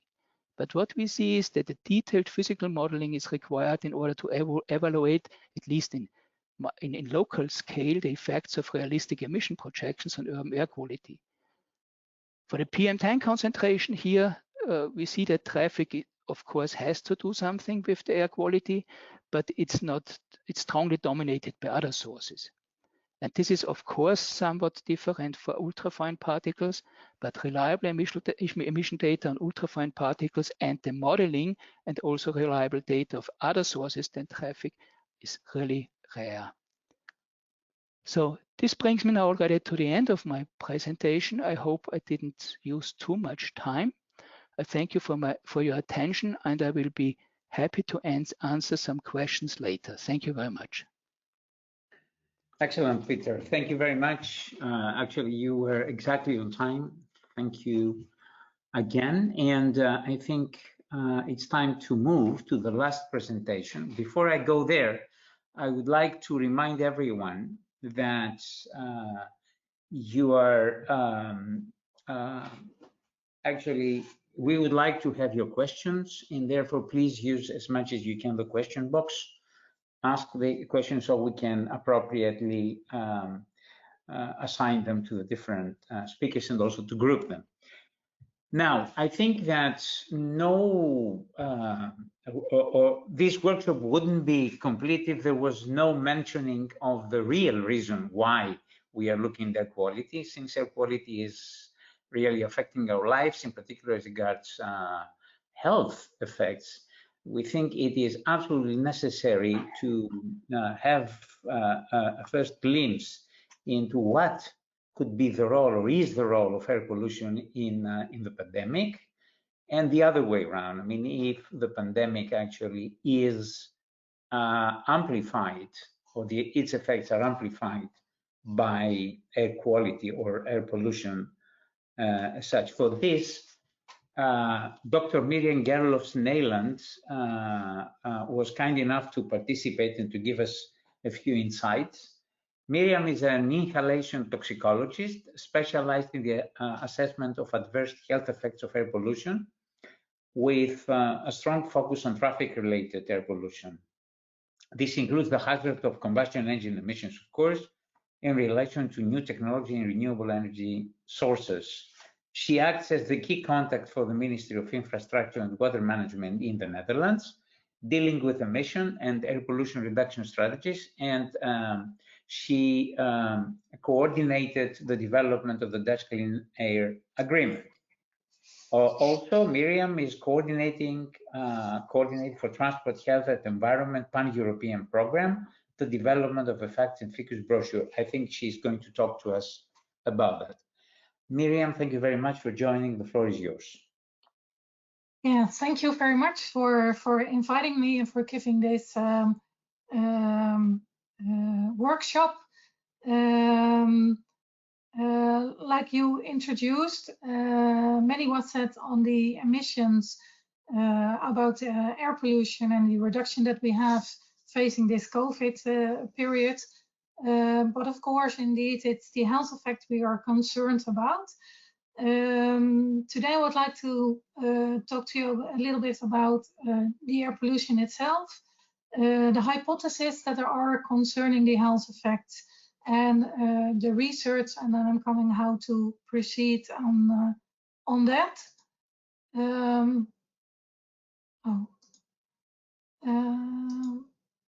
Let me see. Yes. Air pollution, already soon after the introduction of the COVID circumstances in our life, the relation between air pollution and COVID was discussed, not only in the media and the talk shows and the newspapers, but also the scientific community discussed a lot about it. And the reason that people connected those two circumstances was that both air pollution and the virus that we have, SARS-CoV-2, have an impact on the respiratory system and mortality. And since in some of the regions of the world they have a higher SARS-CoV-2 infection rates with higher mortality, and as these regions also seem to have a higher concentration of air pollution, the story that came up was that COVID and air pollution should be related. But it will be good to see if this is indeed the truth, and to see what we know about a possible connection.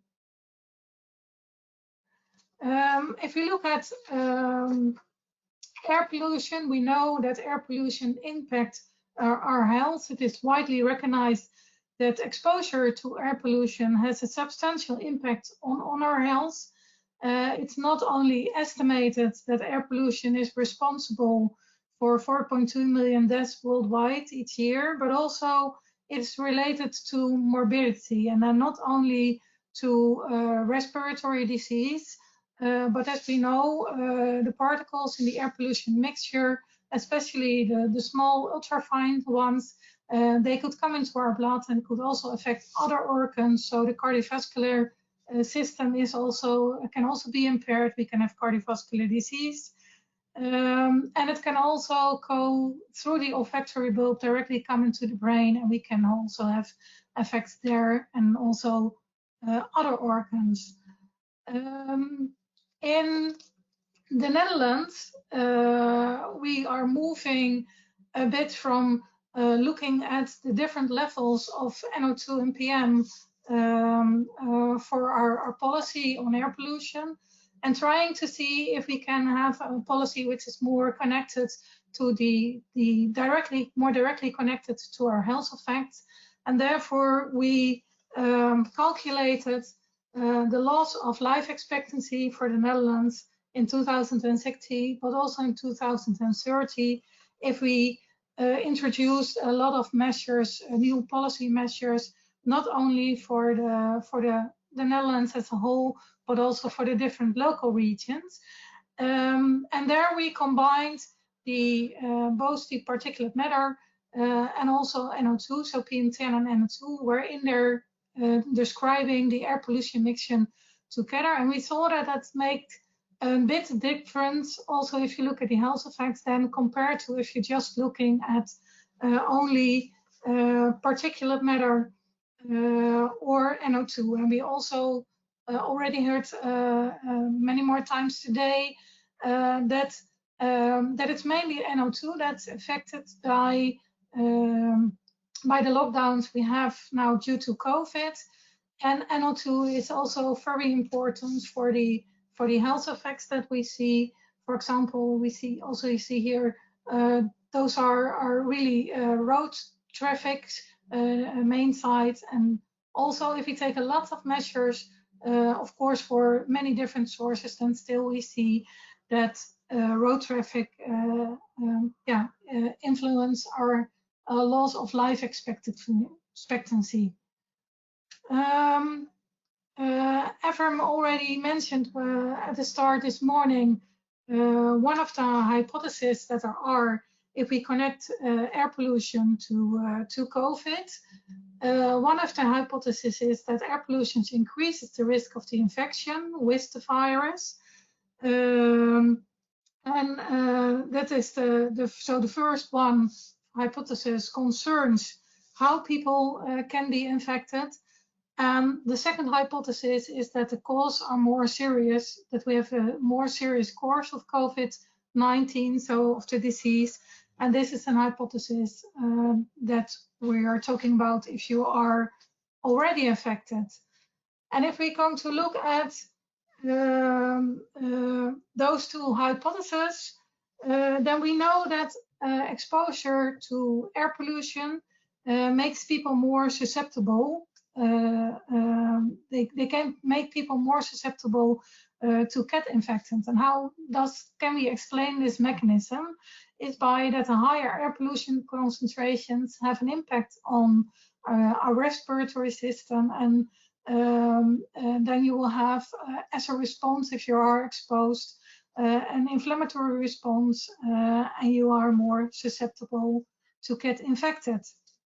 But COVID could also have an effect on the transmission. So the atmospheric particles that are in the air could create a suitable environment for transporting the virus at greater distances that we normally have if you consider the close contact. So those are two possible mechanisms in which people can have a higher risk to get infections if you're looking at air pollution. This is the increased infection.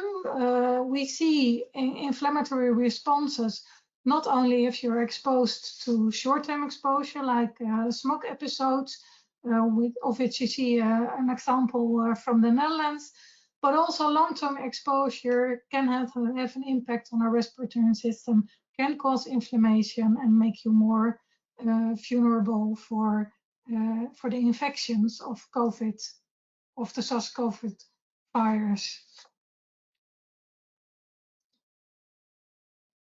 Yes. The hypothesis on the transport of the virus by particulate matter, there we do not see that much research about it. A couple of years ago, we've done some research on if you can find the microorganisms in aerosols if you collect particulate matter near livestock, and also if those microorganisms are still alive, or if you can only find components. So we use sophisticated equipment for that, collected the particles at a different distance from the farms, and then we examined if we could find those microorganisms. And of course, there we looked at the spread of the virus or the microorganisms which come from the farm. And in this case, the human transmission is very important.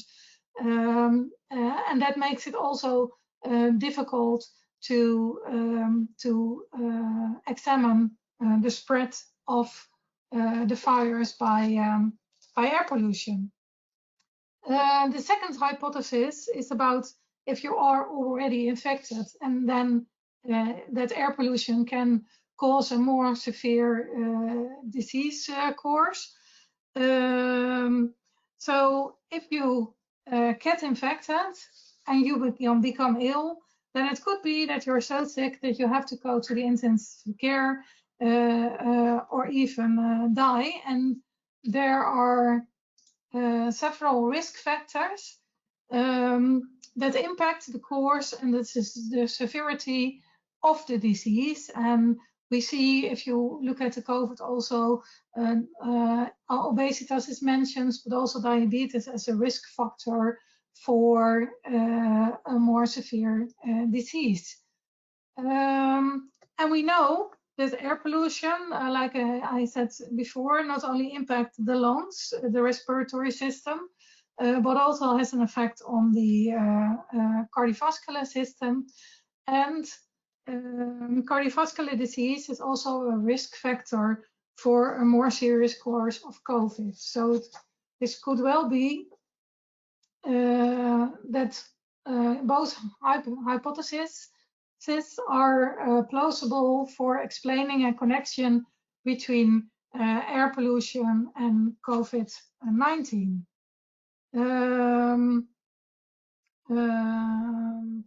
And a lot of research has been published already on this connection between air pollution and COVID-19.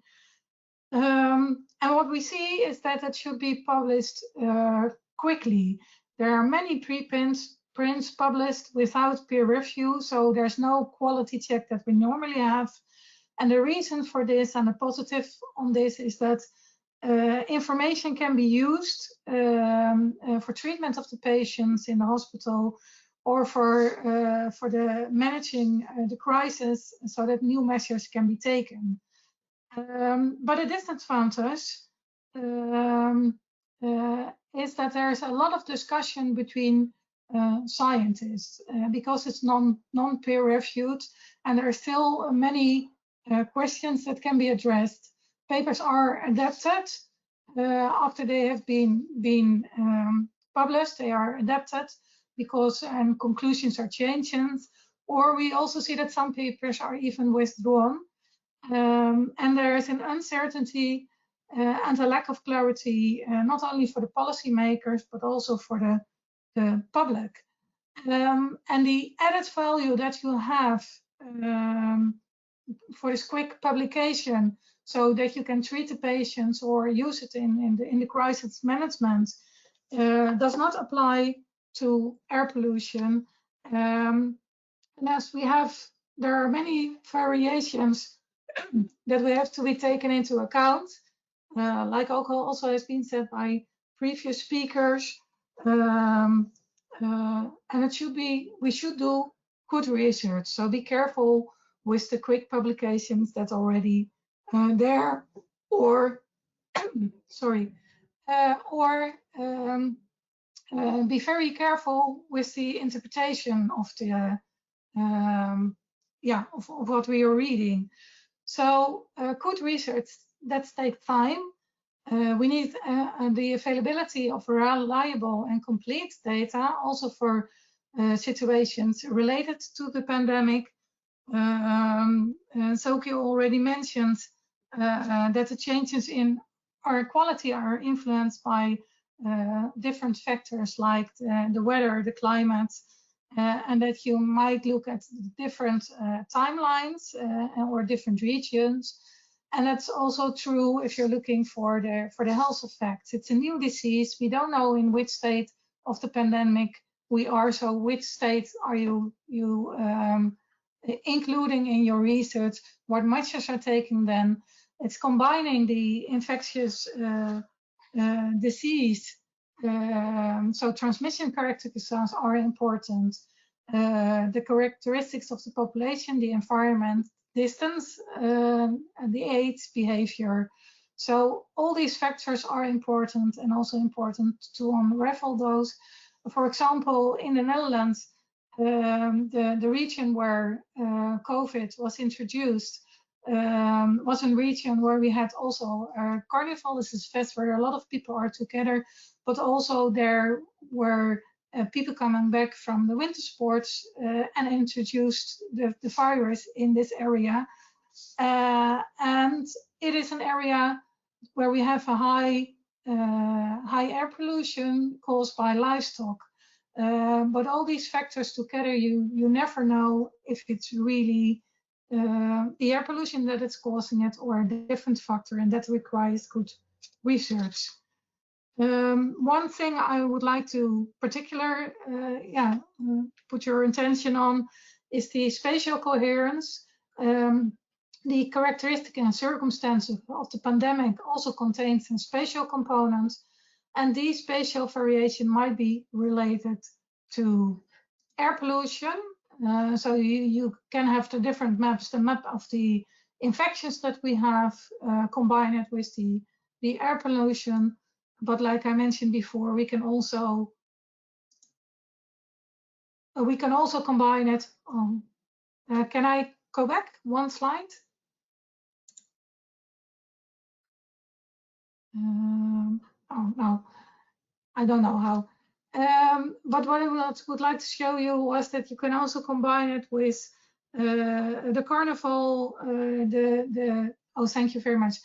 The time when we have, so this is where we have the carnival, the fest in the Netherlands. This is the spread we have for the holiday season. So not all the regions have at the same time their holidays. And this is the spread of the hospitals that we have.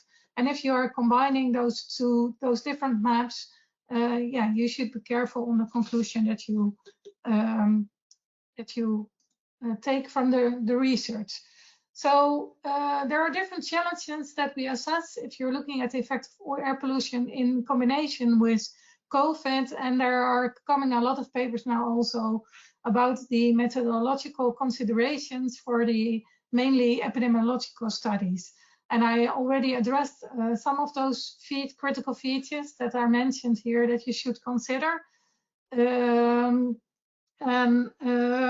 It's especially important that you combine not only the environmental factors like we do in the environmental epidemiology, where you're looking at the air quality and combining it with the disease, but you also have the infectious disease and the differences in the air quality. So we have to work together, to see if indeed air pollution affects COVID. So in summary, it's plausible that both the increases and chronic exposure to outdoor air pollution adversely impacts the prognosis that we have among those with SARS or COVID-19. But all these studies have significant weaknesses and that preclude them from providing insights about the causal association, and we should be careful about that. So how to proceed? What we do need is further research with advanced studies designs. That's more easy to say it than to do it. But if we combine our expertise, I think it will be possible. It could well be that it will take really long time for this research to have some outcomes that can help policymakers to take measures. But what is always good to do is less air pollution is always better for our health. And I mentioned to you before the clean air agreement that we have in the Netherlands, from which we trying to move from going from reaching your levels for certain substances in air pollution, like the PM and NO2, to more from a health perspective, and make sure that everyone can live in a cleaner environment, which is better for your health. And we should also consider the impact of COVID, which it has on our transport and mobility in relation to air pollution now and in the future.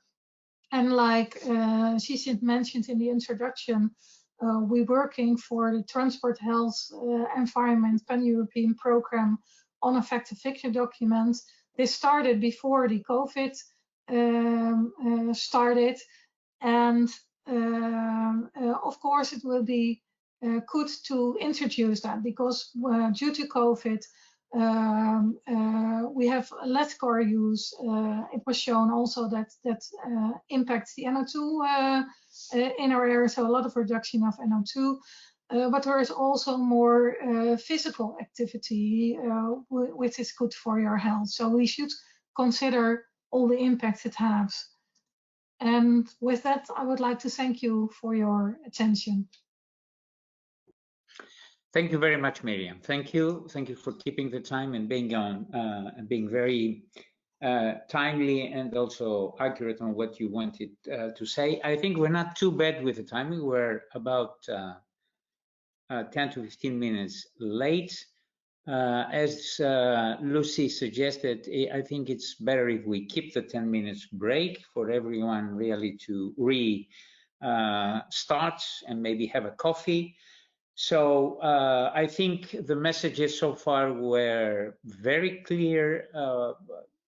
there was a clear effect of traffic reduction on air quality, a positive effect, which means a reduction in NO2 concentrations clear, more or less across all European cities.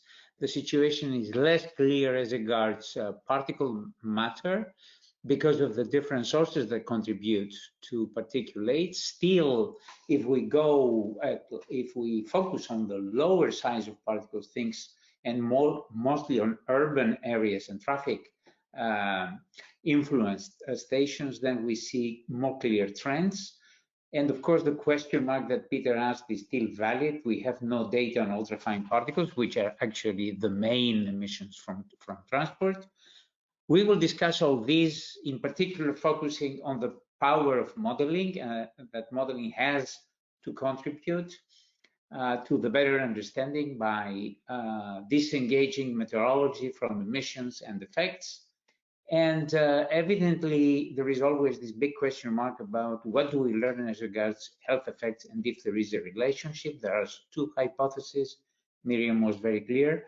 Let's stop here. Let's come back at 10 minutes, which means at 11:47 from now to restart, grab a coffee and come back. We will be waiting. Okay, ladies and gentlemen, hello again. Welcome back to the panel discussion part of our workshop, which I really hope it will be lively and interesting.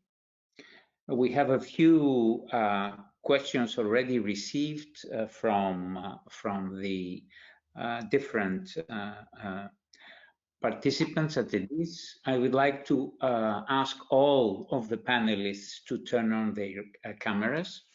And while we are doing this, I will switch off mine so you can basically see the panelists. But I would also like to kindly ask an additional panelist to join our workshop. And thank you. This is Mrs. Gladys Moriak Njem. Good morning, Gladys. Thank you very much for joining. Let me tell you a few words about Gladys. Since this is an EGVIA organized workshop, which means that the automotive industry is very much involved and interested in all these activities, it would be not appropriate not having someone from the automotive industry participating in this discussion. So Gladys accepted our invitation. Gladys is an urban air quality and road transport expert at Renault in France. Has a PhD degrees from Orléans University and IFP, Institut Français du Pétrole in France, on chemical kinetics modeling for on combustion. So she is not exactly in the heart so far, but it is very much related. She worked 3 years in this field at Lund University in Sweden, and then she joined the group Renault in France in 2006, where she is working in kinetics on combustion, exhaust effect treatment development systems, and in the air quality. So thank you for joining once more, Gladys. Thank you very much. Now, hello, everybody. You're very welcome. So there are, I will try to organize the questions and to address them to those that the different participants address them. So I will start with a few questions to Evrim, actually. The first will be, but if others want to also join, they are very welcome to do so. So basically, the question is, do you have any indication regarding ozone trends during these periods, Evrim? Is your database including data on ozone? Actually, our database also including other pollutants that are reported by our member countries and also cooperating countries. However, as it's already mentioned by other panelists, we didn't look at actually to these pollutants in our data viewers because it's really difficult to have this interlinkage between ozone, since it's a secondary pollutant that is that is formed in air when there is when there is NOx and OX in the air. That's why we didn't include it in the assessments, but we have this data in our database, of course. This gives me exactly the opportunity to turn to some of the other panelists. So I saw Nicholas raising his hand. Please, Nicholas. Yes, what I wanted to say in this context is that it's a very good opportunity to generalize a little picture, because in individual cities, as Ranjit of course said, we might expect, or around major cities, we might expect ozone decreases, but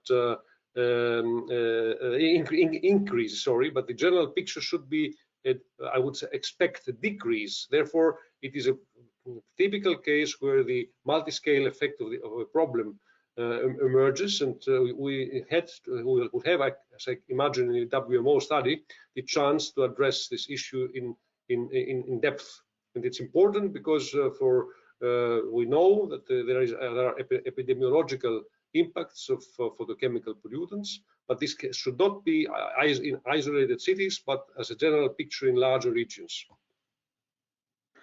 Thank you, Nicholas. Ranjit, you showed some figures from, I guess it was from modeling mostly, if I recall correctly. And as Nicholas said, there was increased values of ozone on average, small but measurable increases. Can you comment a little bit more on this? Yes. Thank you, Zizis. And Nicholas is absolutely right. And so what we are observing with our UK analysis is that in areas where you see a significant decrease in NOx, you will see an well, not a similar, but a smaller increase in ozone levels. So what I didn't really comment on, that you can see the increase in ozone along motorway parts or highways parts. So where they are very populated with traffic, you will see an increase. Even during the lockdown, when the traffic was less, you would see an increase in the ozone relative to the surrounding areas. And the other one that I didn't comment on, that in urban areas and particularly airports, we were seeing a measurable predicted increase in ozone levels. Now, given the complexity of the chemistry, this looks like it's driven mainly by the fast chemistry, but there may be also influences in regional transport of precursors and the longer term chemistry that takes place in the ozone production and sink processes. And that's where we will be working on, with Nicholas's support, in coordinating the modeling and the process part to better understand the ozone chemistry. Mm-hmm. But of course, you would agree with me that having a very important reductions in NOx, one would expect to have equally important reductions in ozone, or at least some measurable effects in ozone. How would you, why would ozone go up? Is hydrocarbons stay at the same levels, or do we move in these curves in the wrong direction? I think, well, you're talking about the isoplet curves. That is the sort of analysis that we need to do. And the first analysis is looking at regions where they are usually higher in NOx. So you're looking at traffic locations, urban areas where NOx levels can be significant. As we know, NO2 levels can be high. So in those areas, we are seeing a measurable of a few percent. But remember, our analysis was on a longer term analysis because we wanted to get more confidence and reduce the impact of reduce the impact of meteorology. The modeling analysis was hourly analysis, so we are picking up the faster chemistry responses that you would see in the modeling that you wouldn't necessarily pick up in the observational analysis. So the modeling is showing that where you have high NOx, so this would point to the faster chemistry. Whereas when you're looking at a combination of NOx and VOC chemistry, that can take a longer time period where you are having production mechanisms as well as sink mechanisms taking place. Now, the clarity of how much NOx was reduced relative to VOC, perhaps from petrol stations or industrial processes, that is the sort of analysis that we will be doing in one of the sections of the WMO study. And over the next maybe 2-3 months, we'll have a lot more insight into this area. But you're asking all very relevant questions. Thank you, Rajit. Let's continue with another question. Actually, the previous question was asked by Thanasis Margaritis from Konkawe. Moving now to particle matter. There are a couple of interesting questions, I would say. The first is, despite the significant reduction of transport emissions, would you consider other sources to be the most important drivers for PM trends, especially in urban areas? And if yes, what these sources might be? I would again start with Evrim, since this question is originally addressed to her, but I would like also others to contribute. So Evrim? Okay, as I mentioned also in my presentations, PM has many sources other than the road traffic, of course.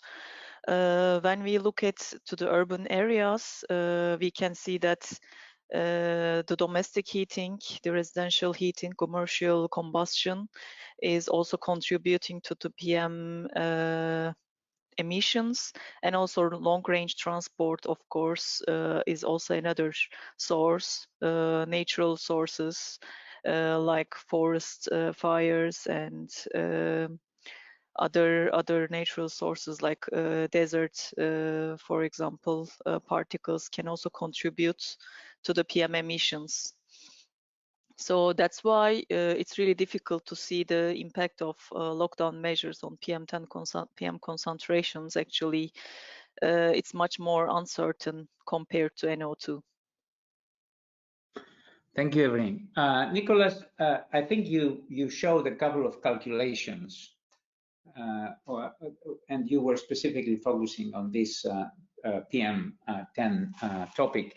Then I think there is this question that comes related to the previous one, that comes from a couple of people from the audience, namely Maurizio or even Stefan.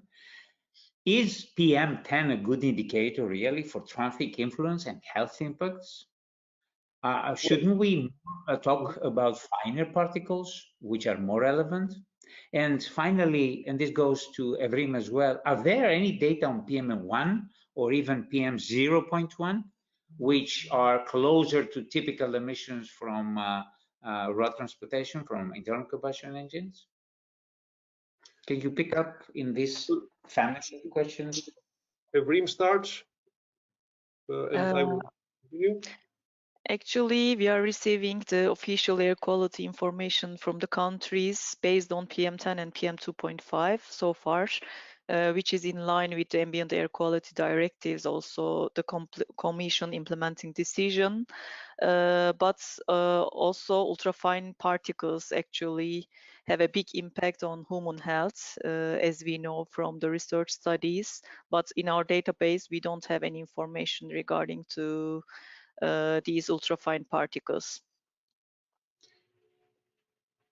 Yes, I also agree that we have a lack of information on the finer fractions. We will be very pleased if countries would do more to get, especially, I would say even the particle numbers could be very interesting for analysis. But of course, the moving from PM10 to PM2.5 is essential, because we know from dozens of studies that all emissions from combustion and industry and whatever are really concentrating in field below 2.5. So it's clear that we filter out the majority of the natural emissions. But allow me to say to this that we do have here also a very important thing to consider: the biomass burning for heating, which is unfortunately habits, especially in the southeastern parts of Europe and certainly also all over the world in poor countries, will be a major, much more pronounced in the future if the COVID leads to problems for the poorer part of the population all over the world. So the more the problems of poverty, the more the need of people for heating to use biomass, and this could augment considerably the problem of epidemiological impacts of particle emissions from the heating sector.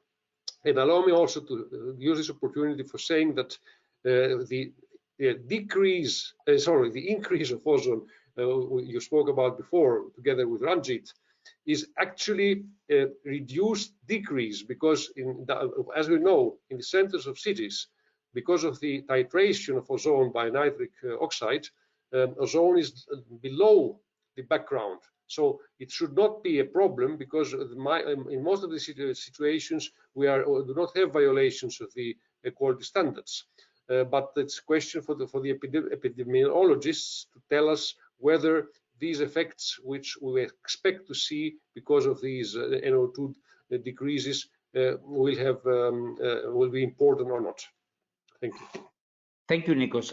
Let's speak a little bit on the small particle, the ultrafines. I think Peter raised this topic in his talk in particular. Do you have any data, any major data from Austria, Peter, on the topic? Unfortunately, not really. But what I wanted to say before, again, to the PM10, as I showed it for Vienna, we have a very huge impact from outside coming in, and there's some two local totally differences. You take Vienna, you have some PM10 from crustal material, you have a lot of PM10 from secondary formed aerosols. If we take, for example, the city of Graz, which is in the basin, then if we have a peak period with high PM10 coming in, we see a lot of secondary formed aerosols, while if we have a longer lasting period with inversions, then we have a lot of locally made PM in the whole thing, in the whole air. So what I want to say is, especially going now back to the smaller particles, the secondary formed are still there. So long-range transport plays in some countries quite a big role. From the ultrafine particles, as you said, of course, you know exactly also from the number of particles what is possible to measure. There's a lot of things possible to measure already on the vehicle, but there are a lot of other sources. If you have oil combustion for heating purposes, you have more or less the same fingerprint like for vehicles. So it's not so easy to distinguish between the sources. We have these ultrafine particles. If we have we're doing particle measurements in the atmosphere. It's for a long time. If I compare the nanoparticles curbside to urban background, then I have, interestingly, a shift from the curbside. I have a range of 80 to 120 nanometer peak, and in the urban background I have a peak in the range of 30 to 50 nanometers. So there must be something else which is influencing the whole situation on the ultrafine. So I think on the vehicle side we know already a lot. Well, I wouldn't say a lot, but we know already some information about particle sizes and source contributors, but on the general air quality, the knowledge is still very poor. Thank you, Gladys. I wanted really to turn to you. Thank you for jumping in. Thank you, Peter. So please, how would you react to this to this area here? Yeah, thank you. Of course, it's what we have seen is that it's already quite complex to have a real knowledge of sources and contribution regarding PM10 and PM2.5. As industrial, we try really to collect as much information as we can to minimize our impact on the air quality. The first things is for us to better understand, and thank you for this opportunity having this workshop today, to better understand the different contributions, especially for the smallest particles, the PM2.5. And what we can see is that today it's unclear, it's a lot of sources, a lot of parameters, and I don't know if is all the measurement reliable. Not because of the bad use of data, not for this, but because there is a lack of station, and sometimes there is so discussion about the number of station and also location of the station. And what you have demonstrated today, that there is still a need to improve the modeling to better understand the impact of all sources to the final concentration in air quality. And as we have seen with some data shown today, that for certain cities where they are lucky and having a lot of, let's say a lot, more than 5 stations for the PM2.5 is not that consistent if we already have a good idea of the sources like road transport. Of course, we know, because there is other studies ongoing regarding IC pollution, that we may be a contributor for the ultrafine particles, and that's the point. How do we focus or make a lot of effort to better understand the impact of this particulate in air quality, the ultrafine particulate? Or do we also continue to push a lot of effort to better understand the contribution for a biggest particulate like the PM10 and PM.5? That's 2 questions. And today we really need help of the community, scientific community, to better understand both distribution. I mean, for the PM.5, do we push having more effort to better understand and have a more consistent measurement, or do we also put a lot of effort for the ultrafine particulate? I think these are very valid questions, and I see Miriam ready to some kind of contribute to this discussion. Miriam? Yes, contributing from the health perspective point of view, because it's always a question, what is the best metric to use? And I think that we know by the mechanism that ultrafine particles, because they can come into the blood and go to the different organs, can come into the brain. So based on that, we expect, and also because the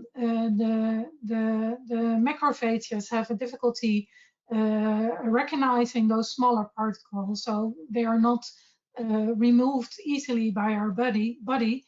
And all those mechanisms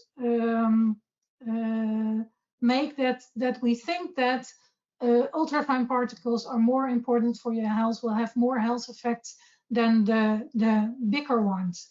But it's quite difficult to prove, because if you look at the mass basis, those particles contribute to the mass, of course.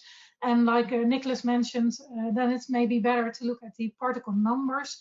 So there's the last couple of years a lot of discussion going on this. What is the best metric? How can we describe it best? With what fraction of the particles?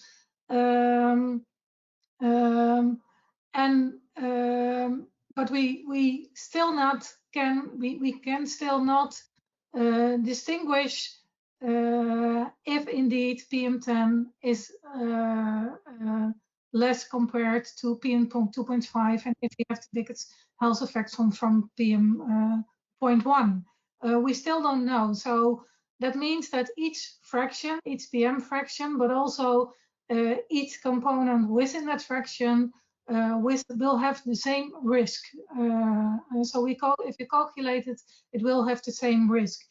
And what we noticed calculating for this clean air agreement program that we have in the Netherlands, where we, like I said, combine both the particles together with NO2. Normally we said if you distinguish those two, then PM has more impact on your health than your NO2. But that's if you look at separately. And when we combined it, we really saw that NO2 has a lot of impact locally on the health of the people. So I think it will be very important to have more components describing the air pollution mixture, because we don't know yet if they are really the ones who are causing the health effects or just an indicator. So if you have more components describing the mixture, will be important. And of course also see then if the mixture of the different sources, if we can distinguish there, because I think it's very difficult to distinguish the health effects between the components, because you have an interaction and what's coming out of a source is altogether causing a certain health effect. So I think it will be very important to combine the different sources. If you change something, then also the toxicity of the mixture will change. And we've seen that, for example, when the particulate filters were introduced, we've done a study, a human study at that time, and we looked at the diesel with and without a diesel particulate filter. And despite the increase of NO2, we saw that the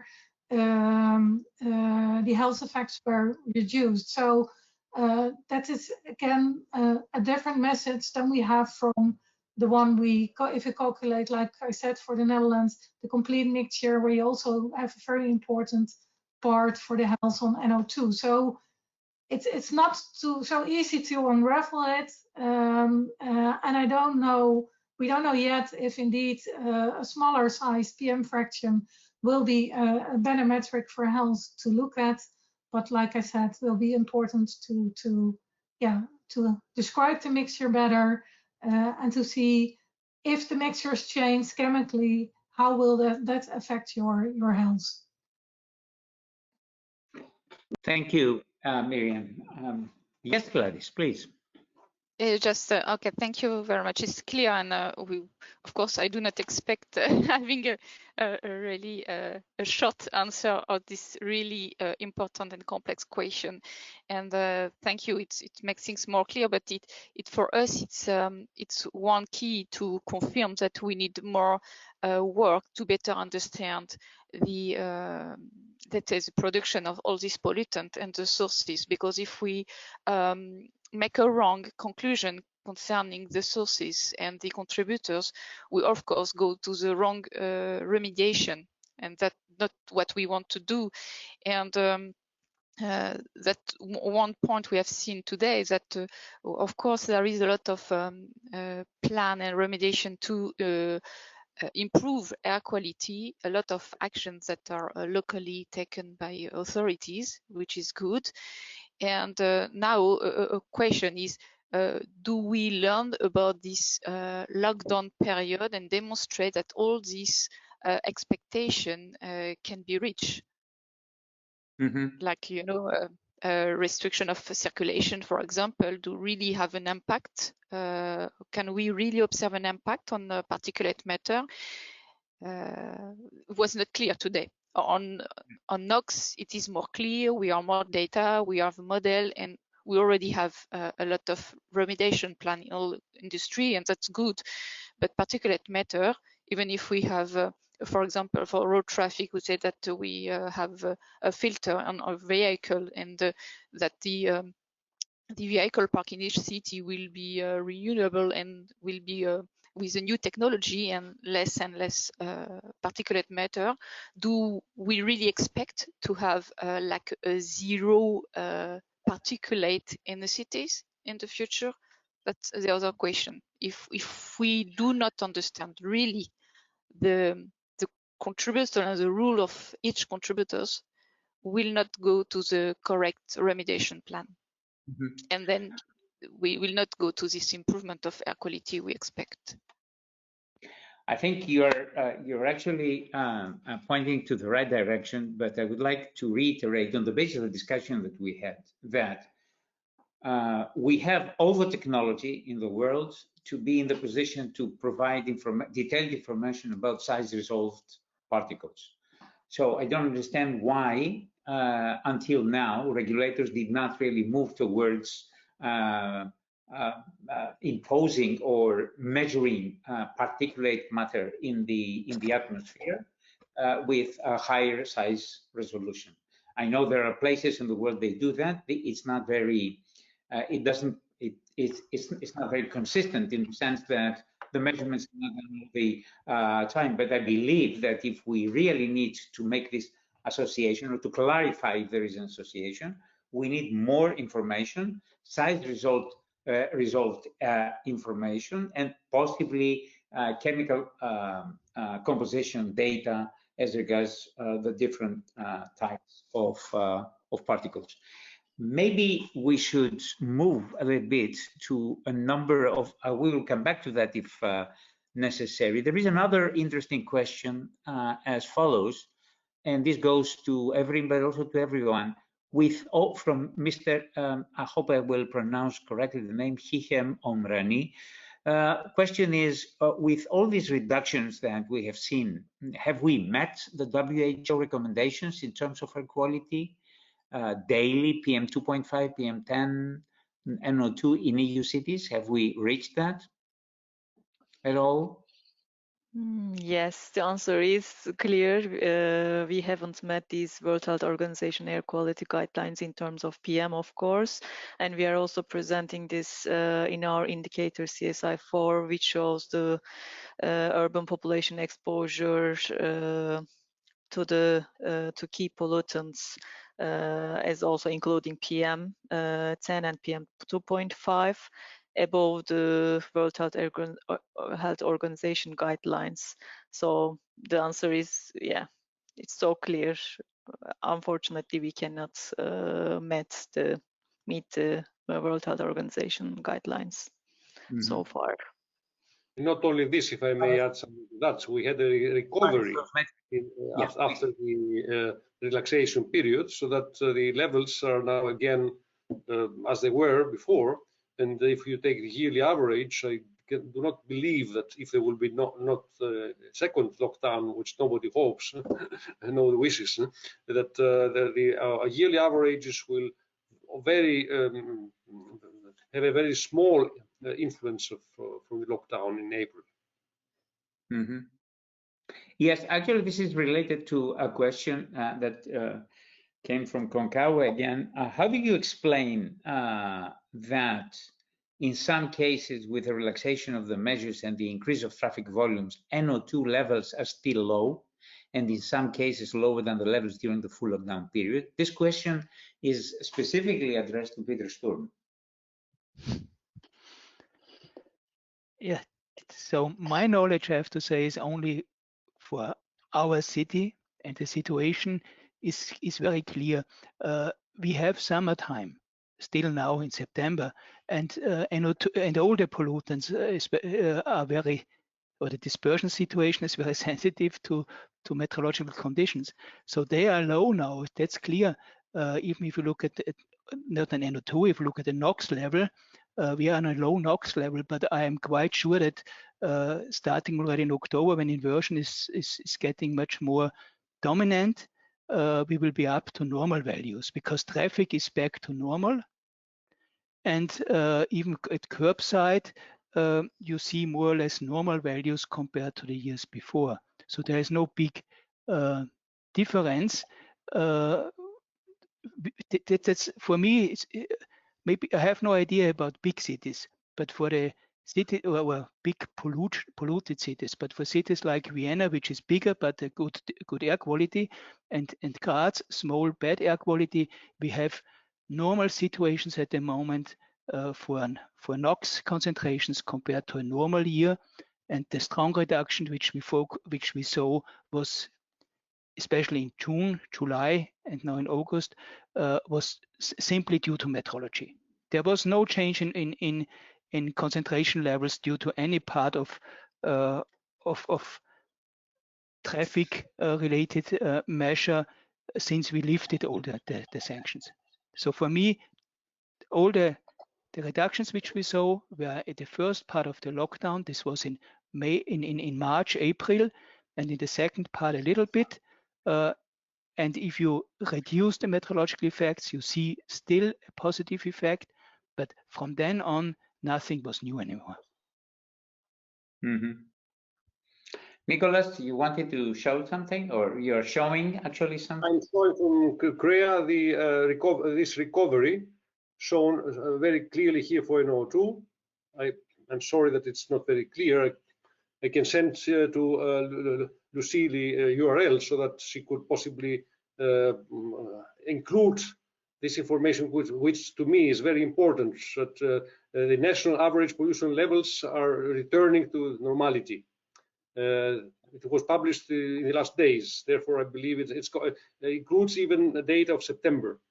But of course, Peter Sturm is right that we have to take into account also the current, let's say, Indian summer, which is almost everywhere in Central Europe, which leads to additional activities possibly. In any case, I do not expect that at the end of the day in the year we will have a noticeable effect of the if you take the yearly average. As I said it already, and this is something that will, at the end of the day, we will have the nice challenge for us modelers to benefit from the information in order to make our tools better, more reliable. I can imagine that we will also need better data, because the input to the models is as crucial as the quality of the models themselves, so that the policymakers can use the models for getting the proper answers from the questions they are posing. I think we will get back to this topic, because the question is how the models. I mean, what is the proposal about the models? But prior to leaving this topic, I would like to turn to Ranjit and to start a discussion about the scenarios. There are a couple of questions that are addressed to, I think they started with Peter, but I guess we can have this discussion at a more general level, I would say. So you came up with scenarios. I understood that these are horizontal reductions of emissions, right? But spatially, they are horizontal. You said 70% reduction or 90% reduction, but they are horizontal reductions in a spatially and temporally fluctuating traffic. Did I understand this correctly?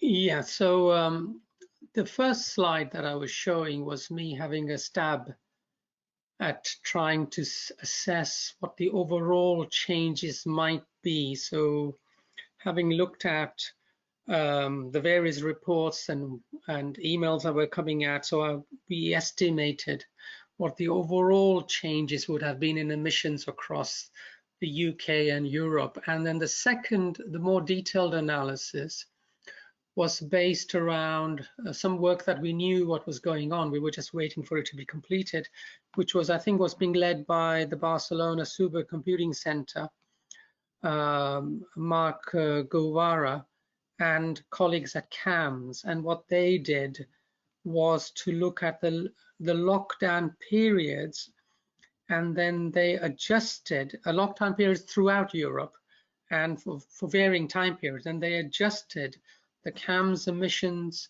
to come up with a set of scaling factors for each country throughout Europe, and that's what we then applied for each country. Now remember, that this is not at an hourly basis. The model deconvolves, disaggregates the annual emission inventories down to hourly changes.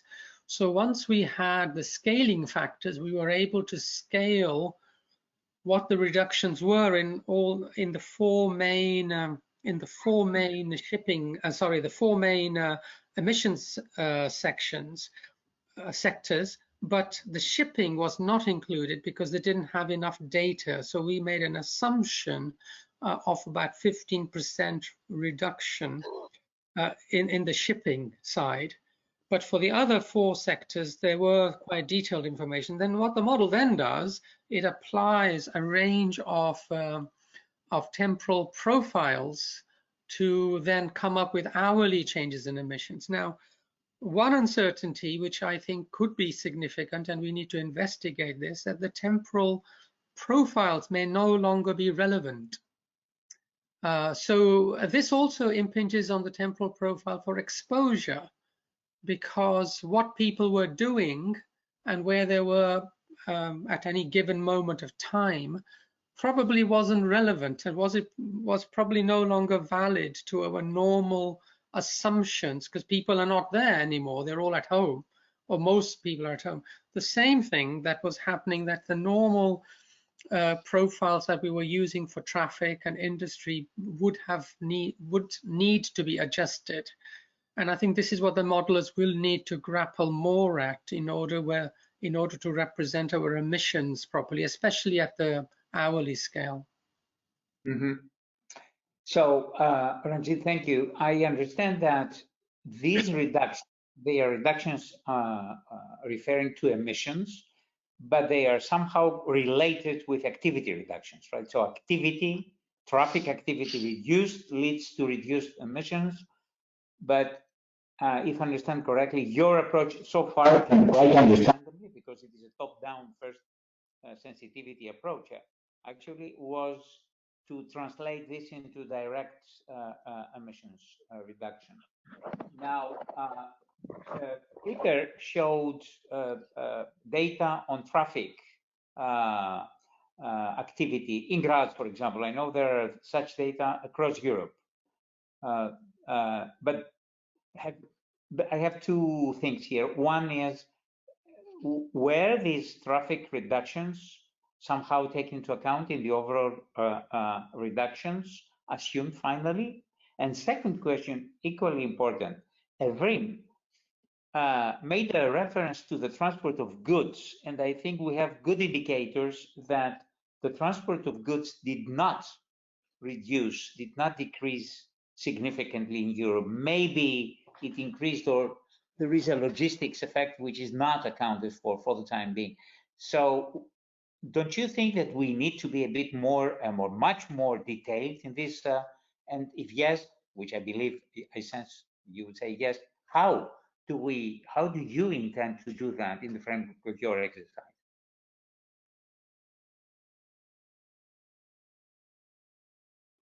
Sorry, is that for Peter or for myself or general? I think it is for you first. I will turn to Peter. Okay.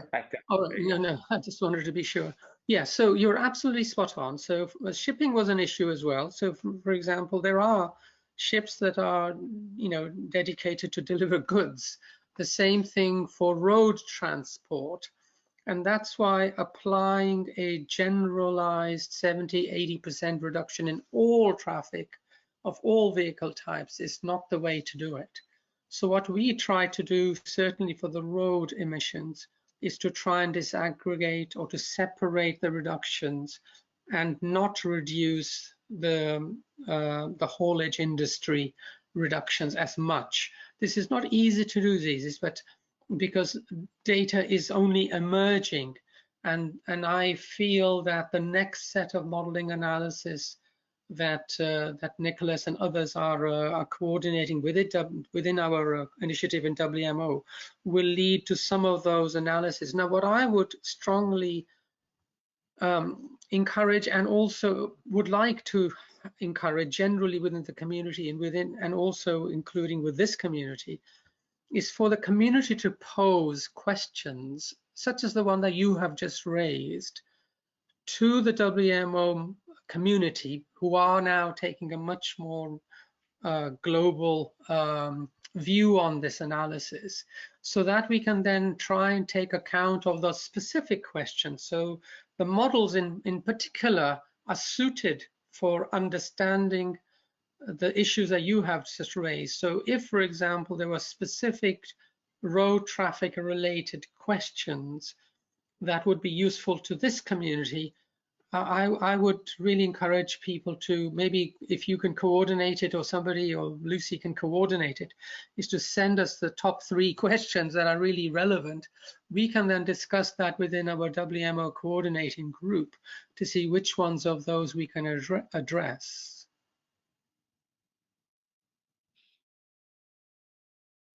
Thank you very much, Ranjit. This is a very good suggestion. Actually, we can start doing so. I guess that Gladys already started thinking of some of the questions that can be directly asked.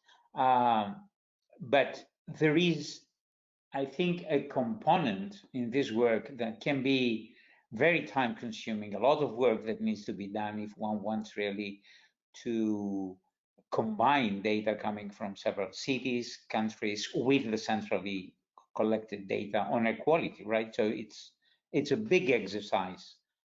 Is there a possibility for central organization of this thing? Only is the WMO sufficient for this activity? WMO. I don't know how much you were involved, but I'm sure you are, that WMO works on the basis of the skill set of the community. What WMO is excellent at is pulling people together and coordinating things. So they do that really well. What then happens is there is a core group within GAO, within the Global Atmospheric Watch, who are supporting this activity. But what then happens is that a large community gets together, and I was given the task of pulling people together. So we got together with Nicholas as one, as I said, there's 70 people. And we have had regular, so the first phase was looking at the observations, now we're moving into the modeling. The observations community have come out with a set of guidance. We have a very specific metrics that we want, a very specific format that we want.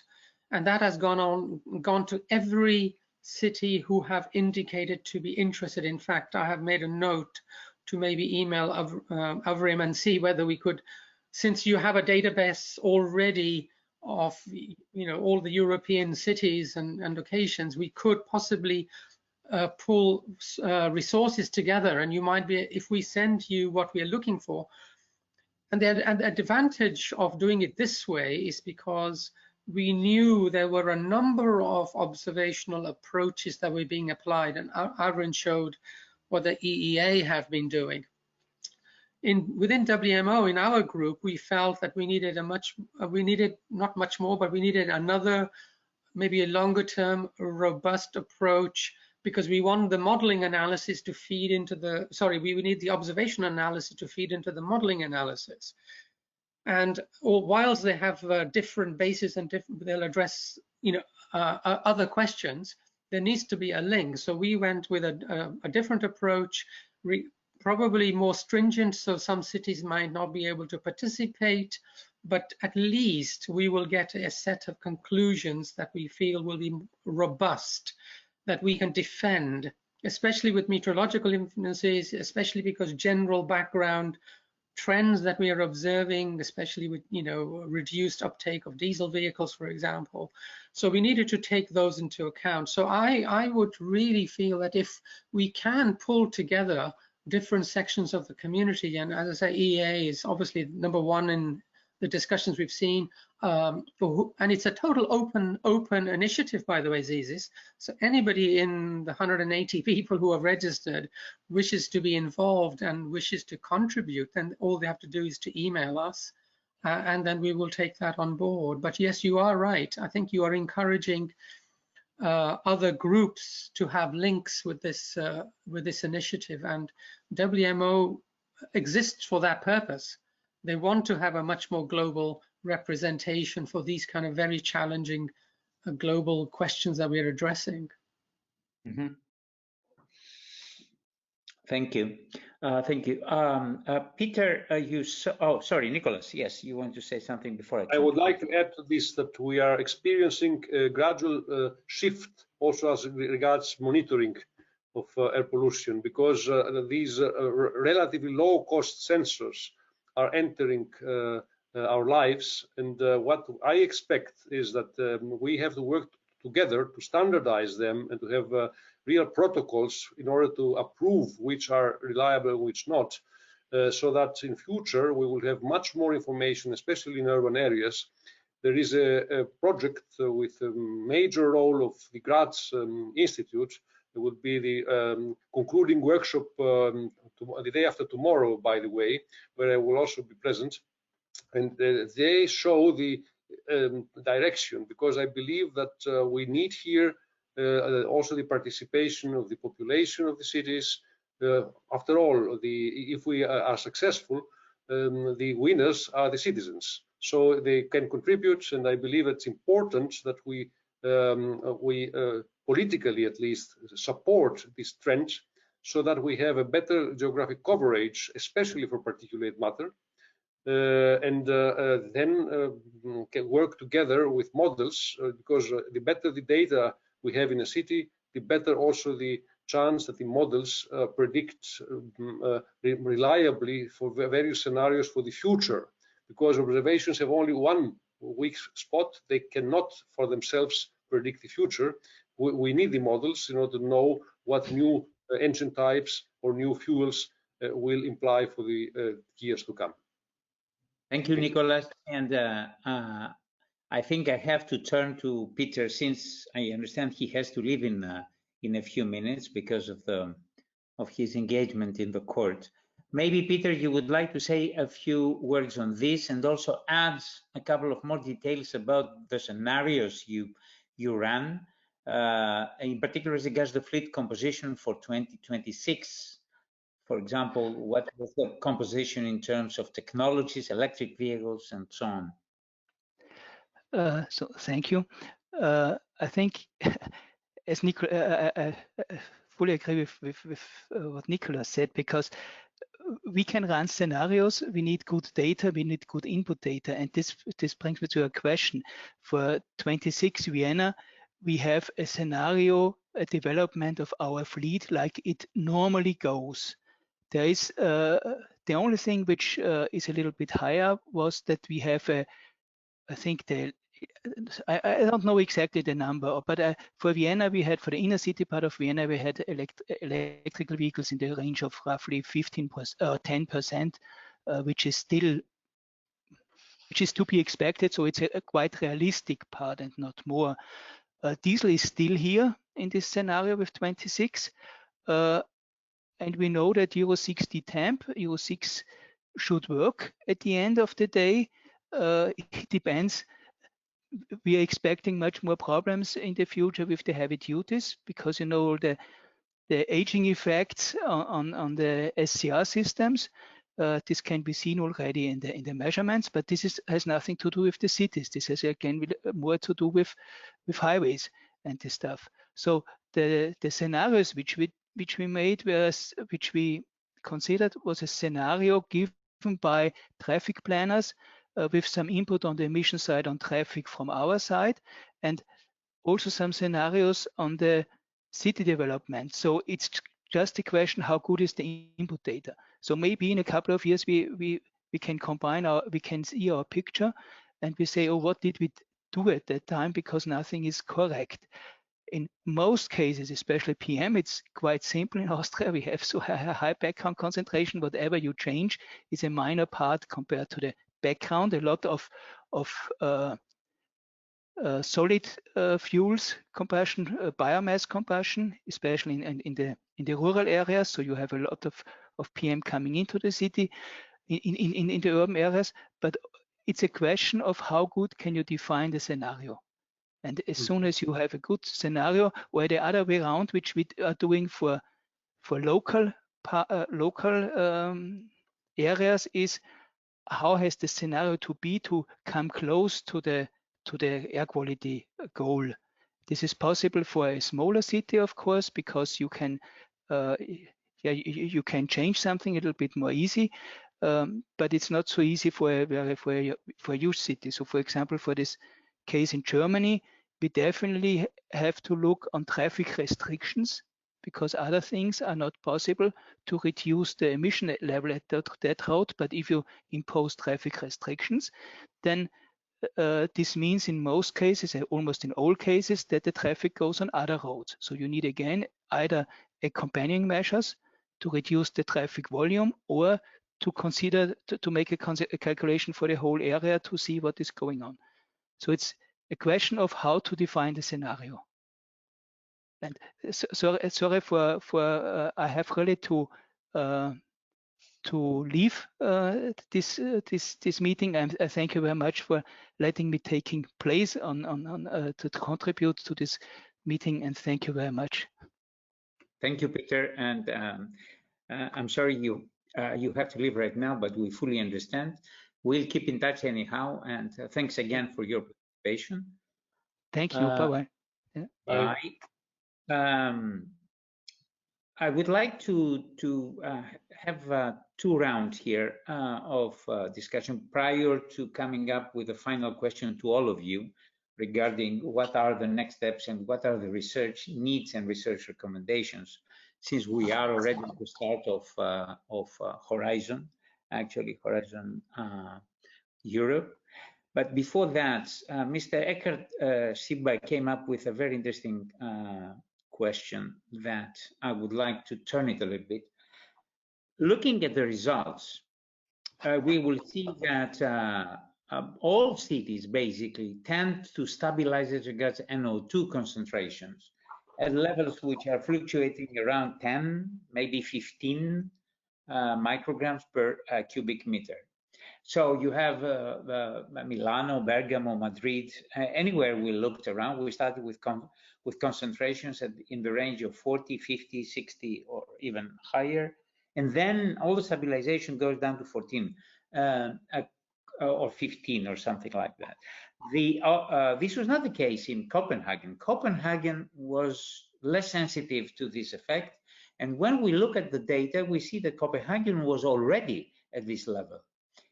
Does this mean something, or is there a kind of lower limit that is due to other sources?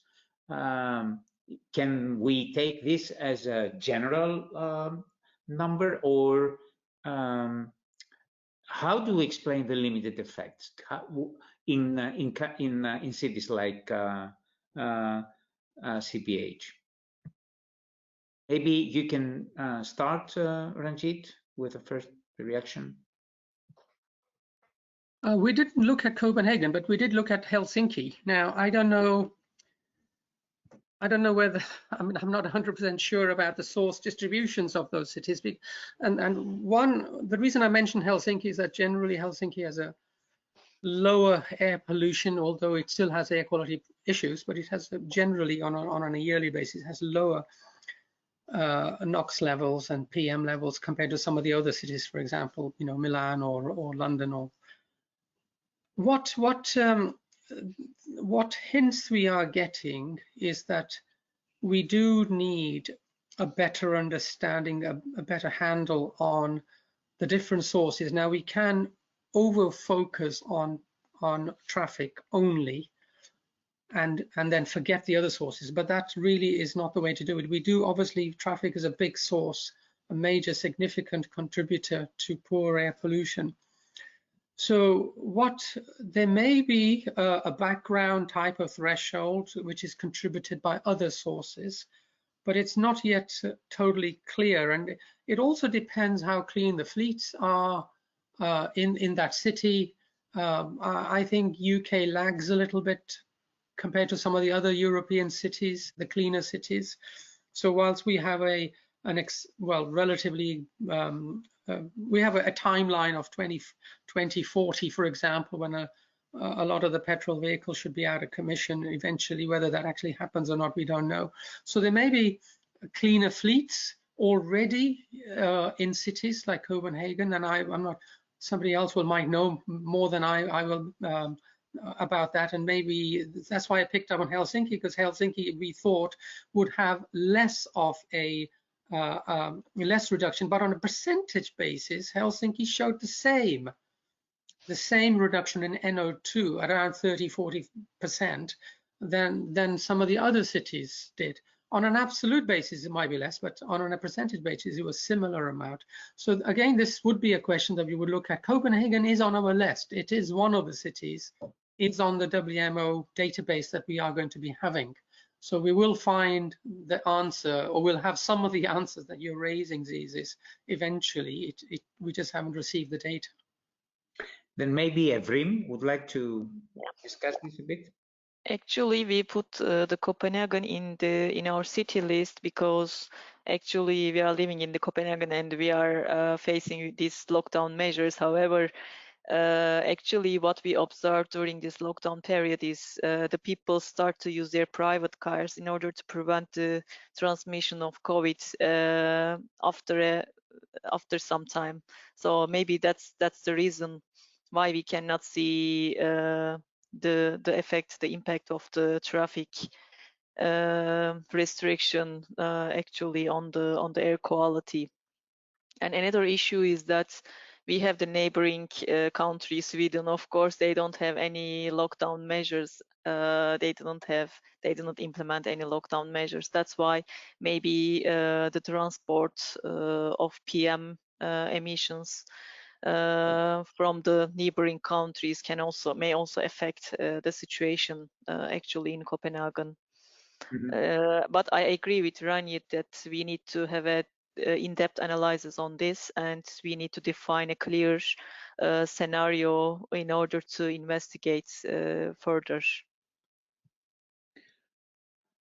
Right. So there is a big discussion here, but maybe another set of questions in the same area. There was no reference to CO.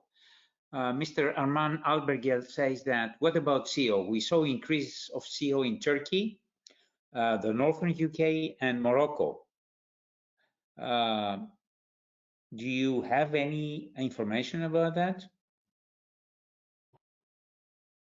So just to add, CO is on our list, and Morocco data, Casablanca data has just arrived actually, just late last week.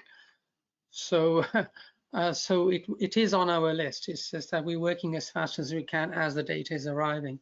So the next batch of the cities, which will probably increase significantly, we might have some more answers on that. Okay.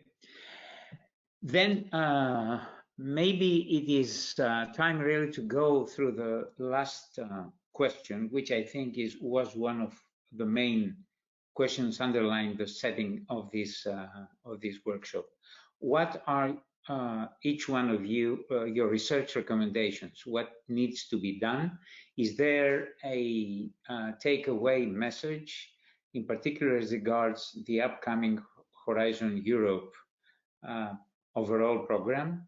Do we need to go into, and if yes, which are the directions you would suggest to follow, take into account the knowledge and the previous work?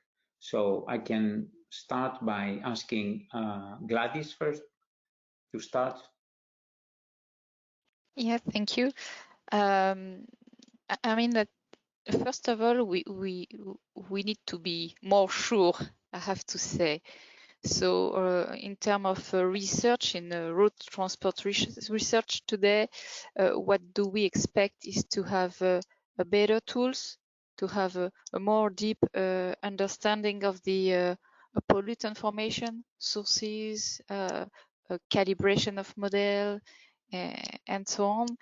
And we need to have this kind of input to be sure that all the action we'll take will have the expecting effect on air quality.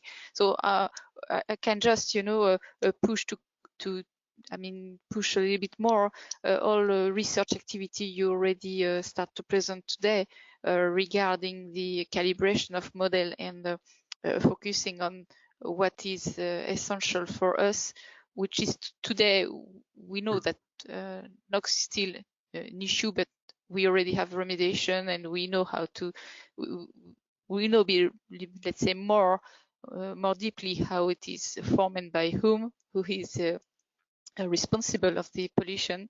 It is less clear for the DPM. So for me, all this action, having more a complete and reliable tool, measurement or model, because with a model we can include data that we don't have access today, like non-anthropogenic sources and so on.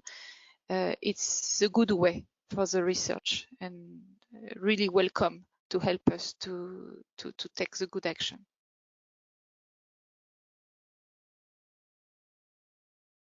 Cicis, we cannot hear you. You're right. Sorry for this. Yes. So yours, do you suggest a specific activity? Would you imagine a specific activity within Horizon Europe? In terms of specific activities? Yeah, today I'm.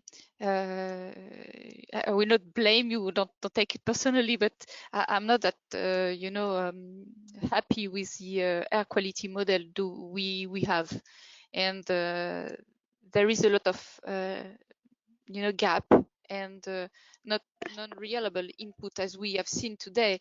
It's not clear. Sometimes we don't have enough measurement. Sometimes we don't have the correct measurement because we talk about some pollutant that we have seen is not, we will not say crucial. All pollutants are important, of course, but finally we associate certain pollutant to certain source and it's not a good way or it's not fully right. So we have to be more sure. And I think that be more precise in the measurement is the first step, because it is the data you need or we need to calibrate and validate the model.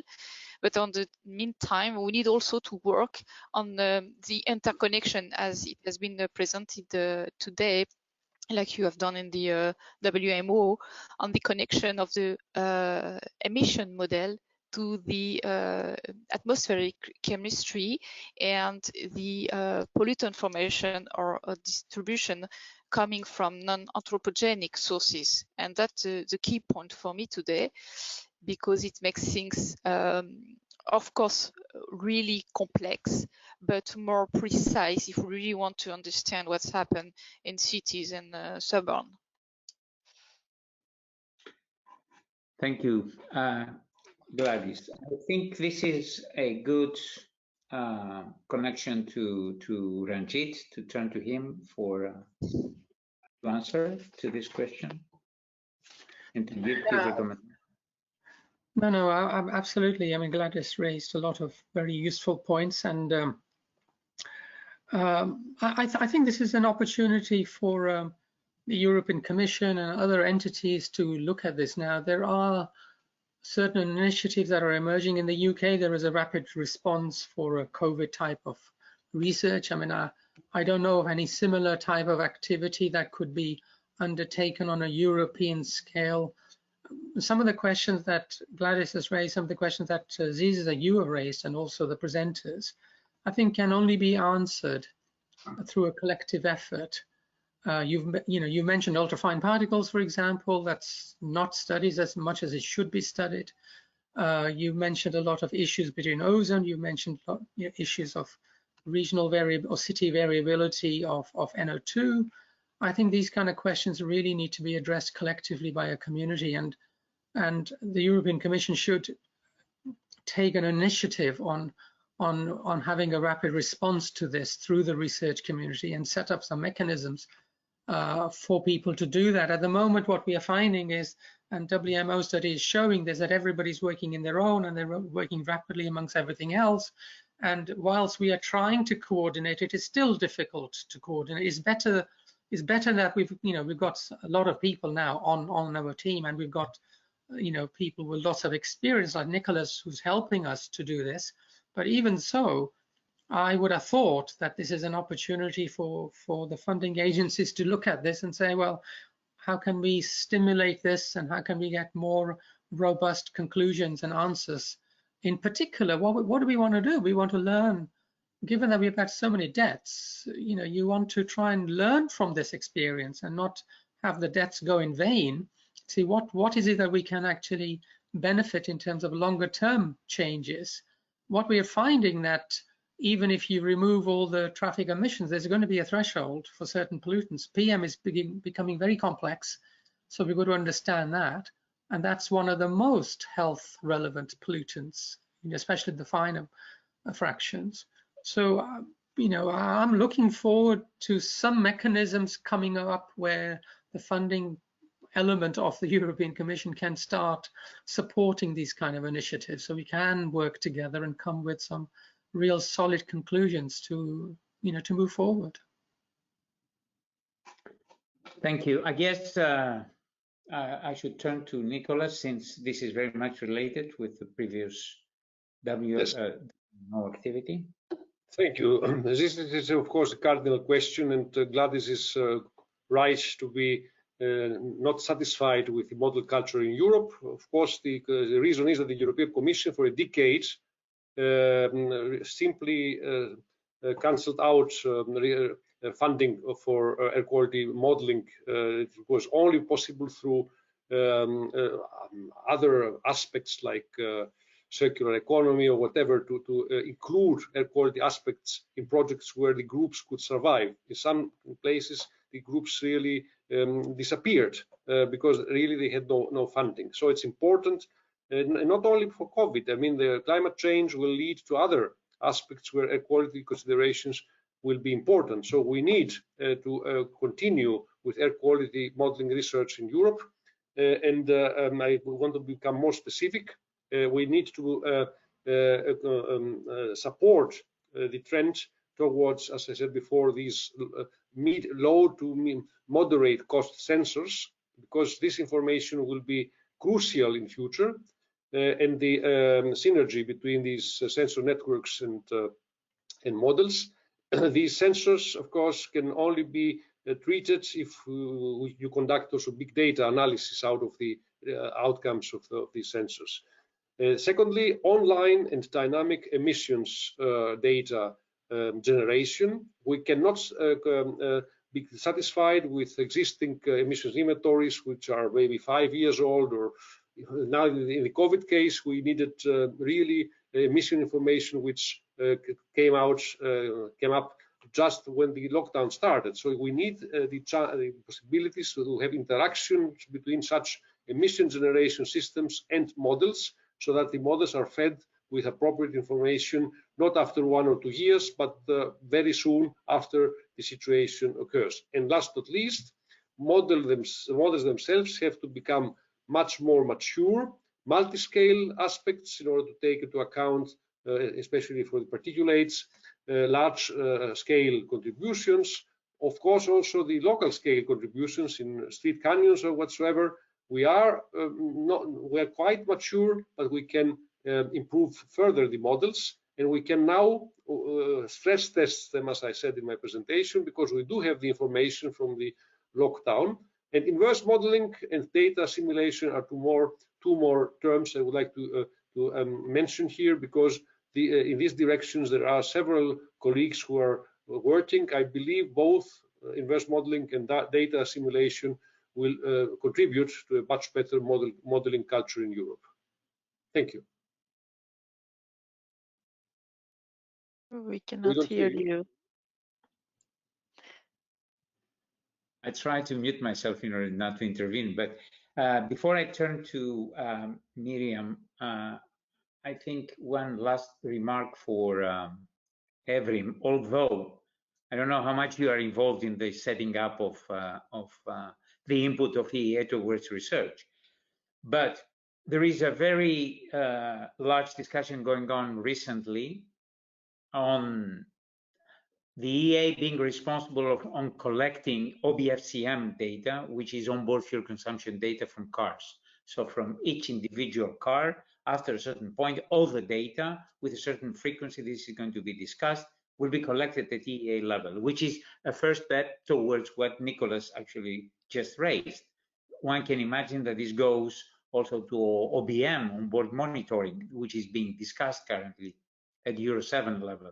So this means collection of individual information from all sources, and if you allow me, scrap the emission inventories. I mean, the emission inventory can be an online thing, providing very detailed information.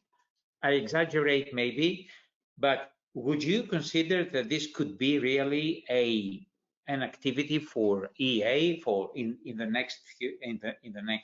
coming future, like the center of collection of all this online information? Yeah, actually, thank you for picking up this issue, because as agency, European Environment Agency, we are collecting all kinds of data at European level, not only the air quality monitoring data from the monitoring stations.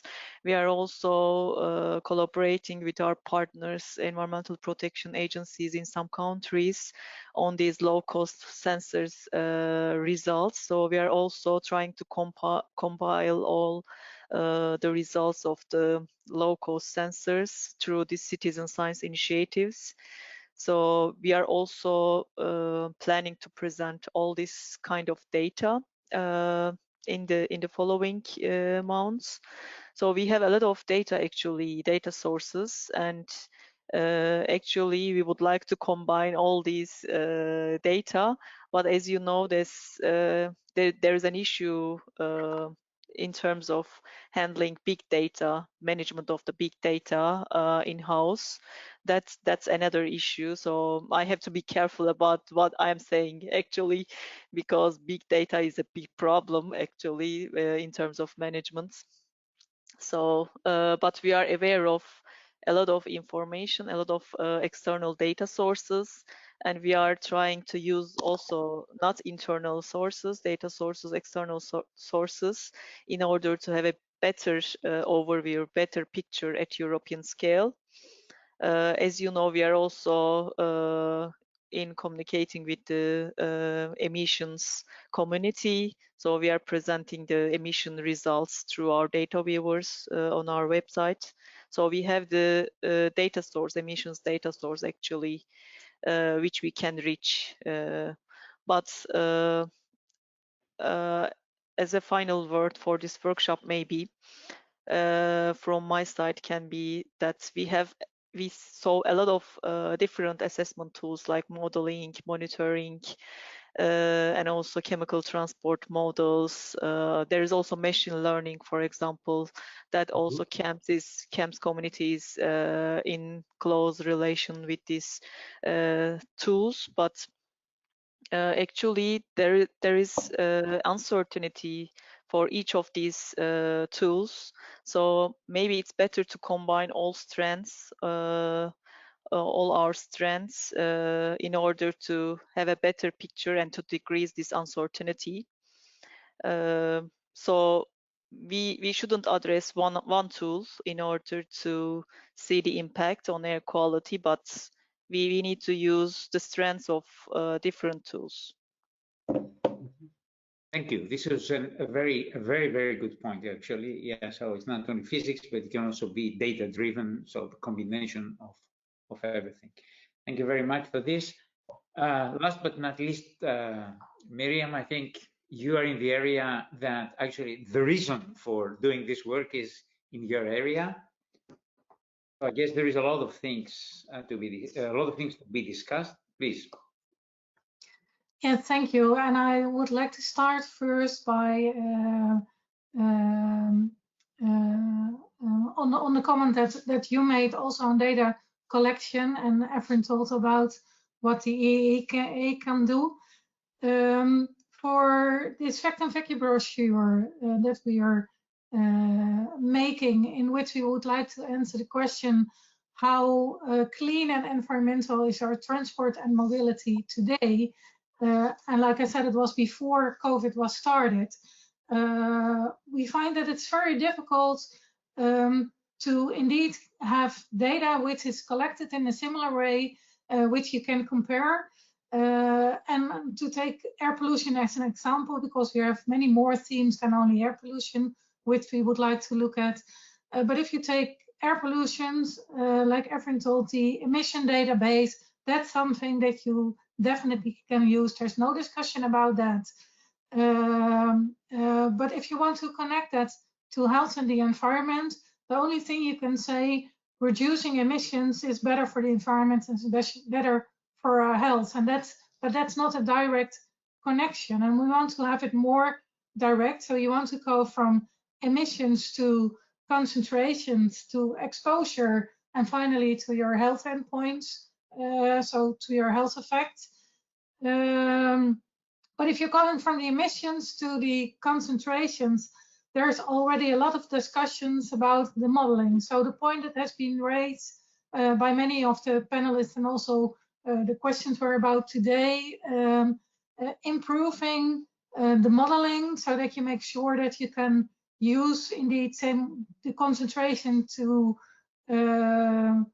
predict your exposure will be something that is really needed. Also the interdisciplinary aspect that was talked about today, not only by combining the effort in the different countries together and doing research together,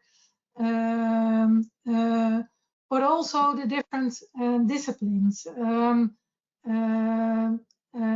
Since the time that I'm in this research right now, it's more and more that we find each other, the engineers and working on the air quality part, and the people from the health community.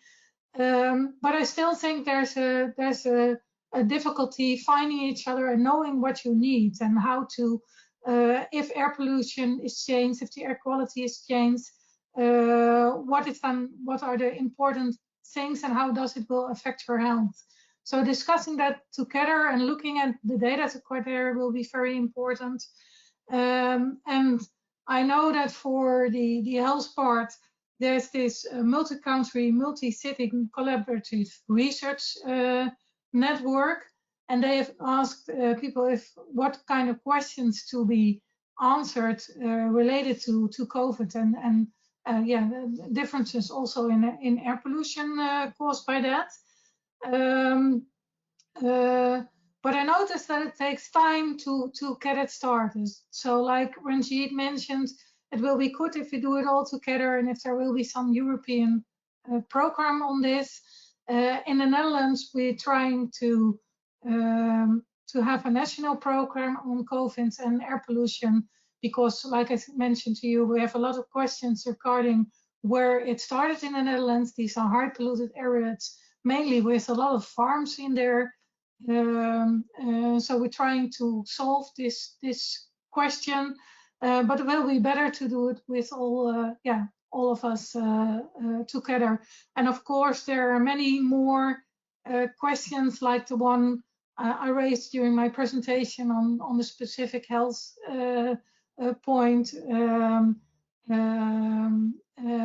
and which make it more difficult for COVID because you have all these different disciplines in there. Yes, so I think this is the main message. Do it together, have the same data collected in a similar way, so we can indeed draw conclusions without having some confining factors in it. And then you think you have the explanations, but in the end, it's something different that will explain the health effects. So we have to avoid that. Thank you very much, Miriam. I think we have exceeded our time by 10 minutes, but we started a bit later. Do I see Gladys wanting to add something or no?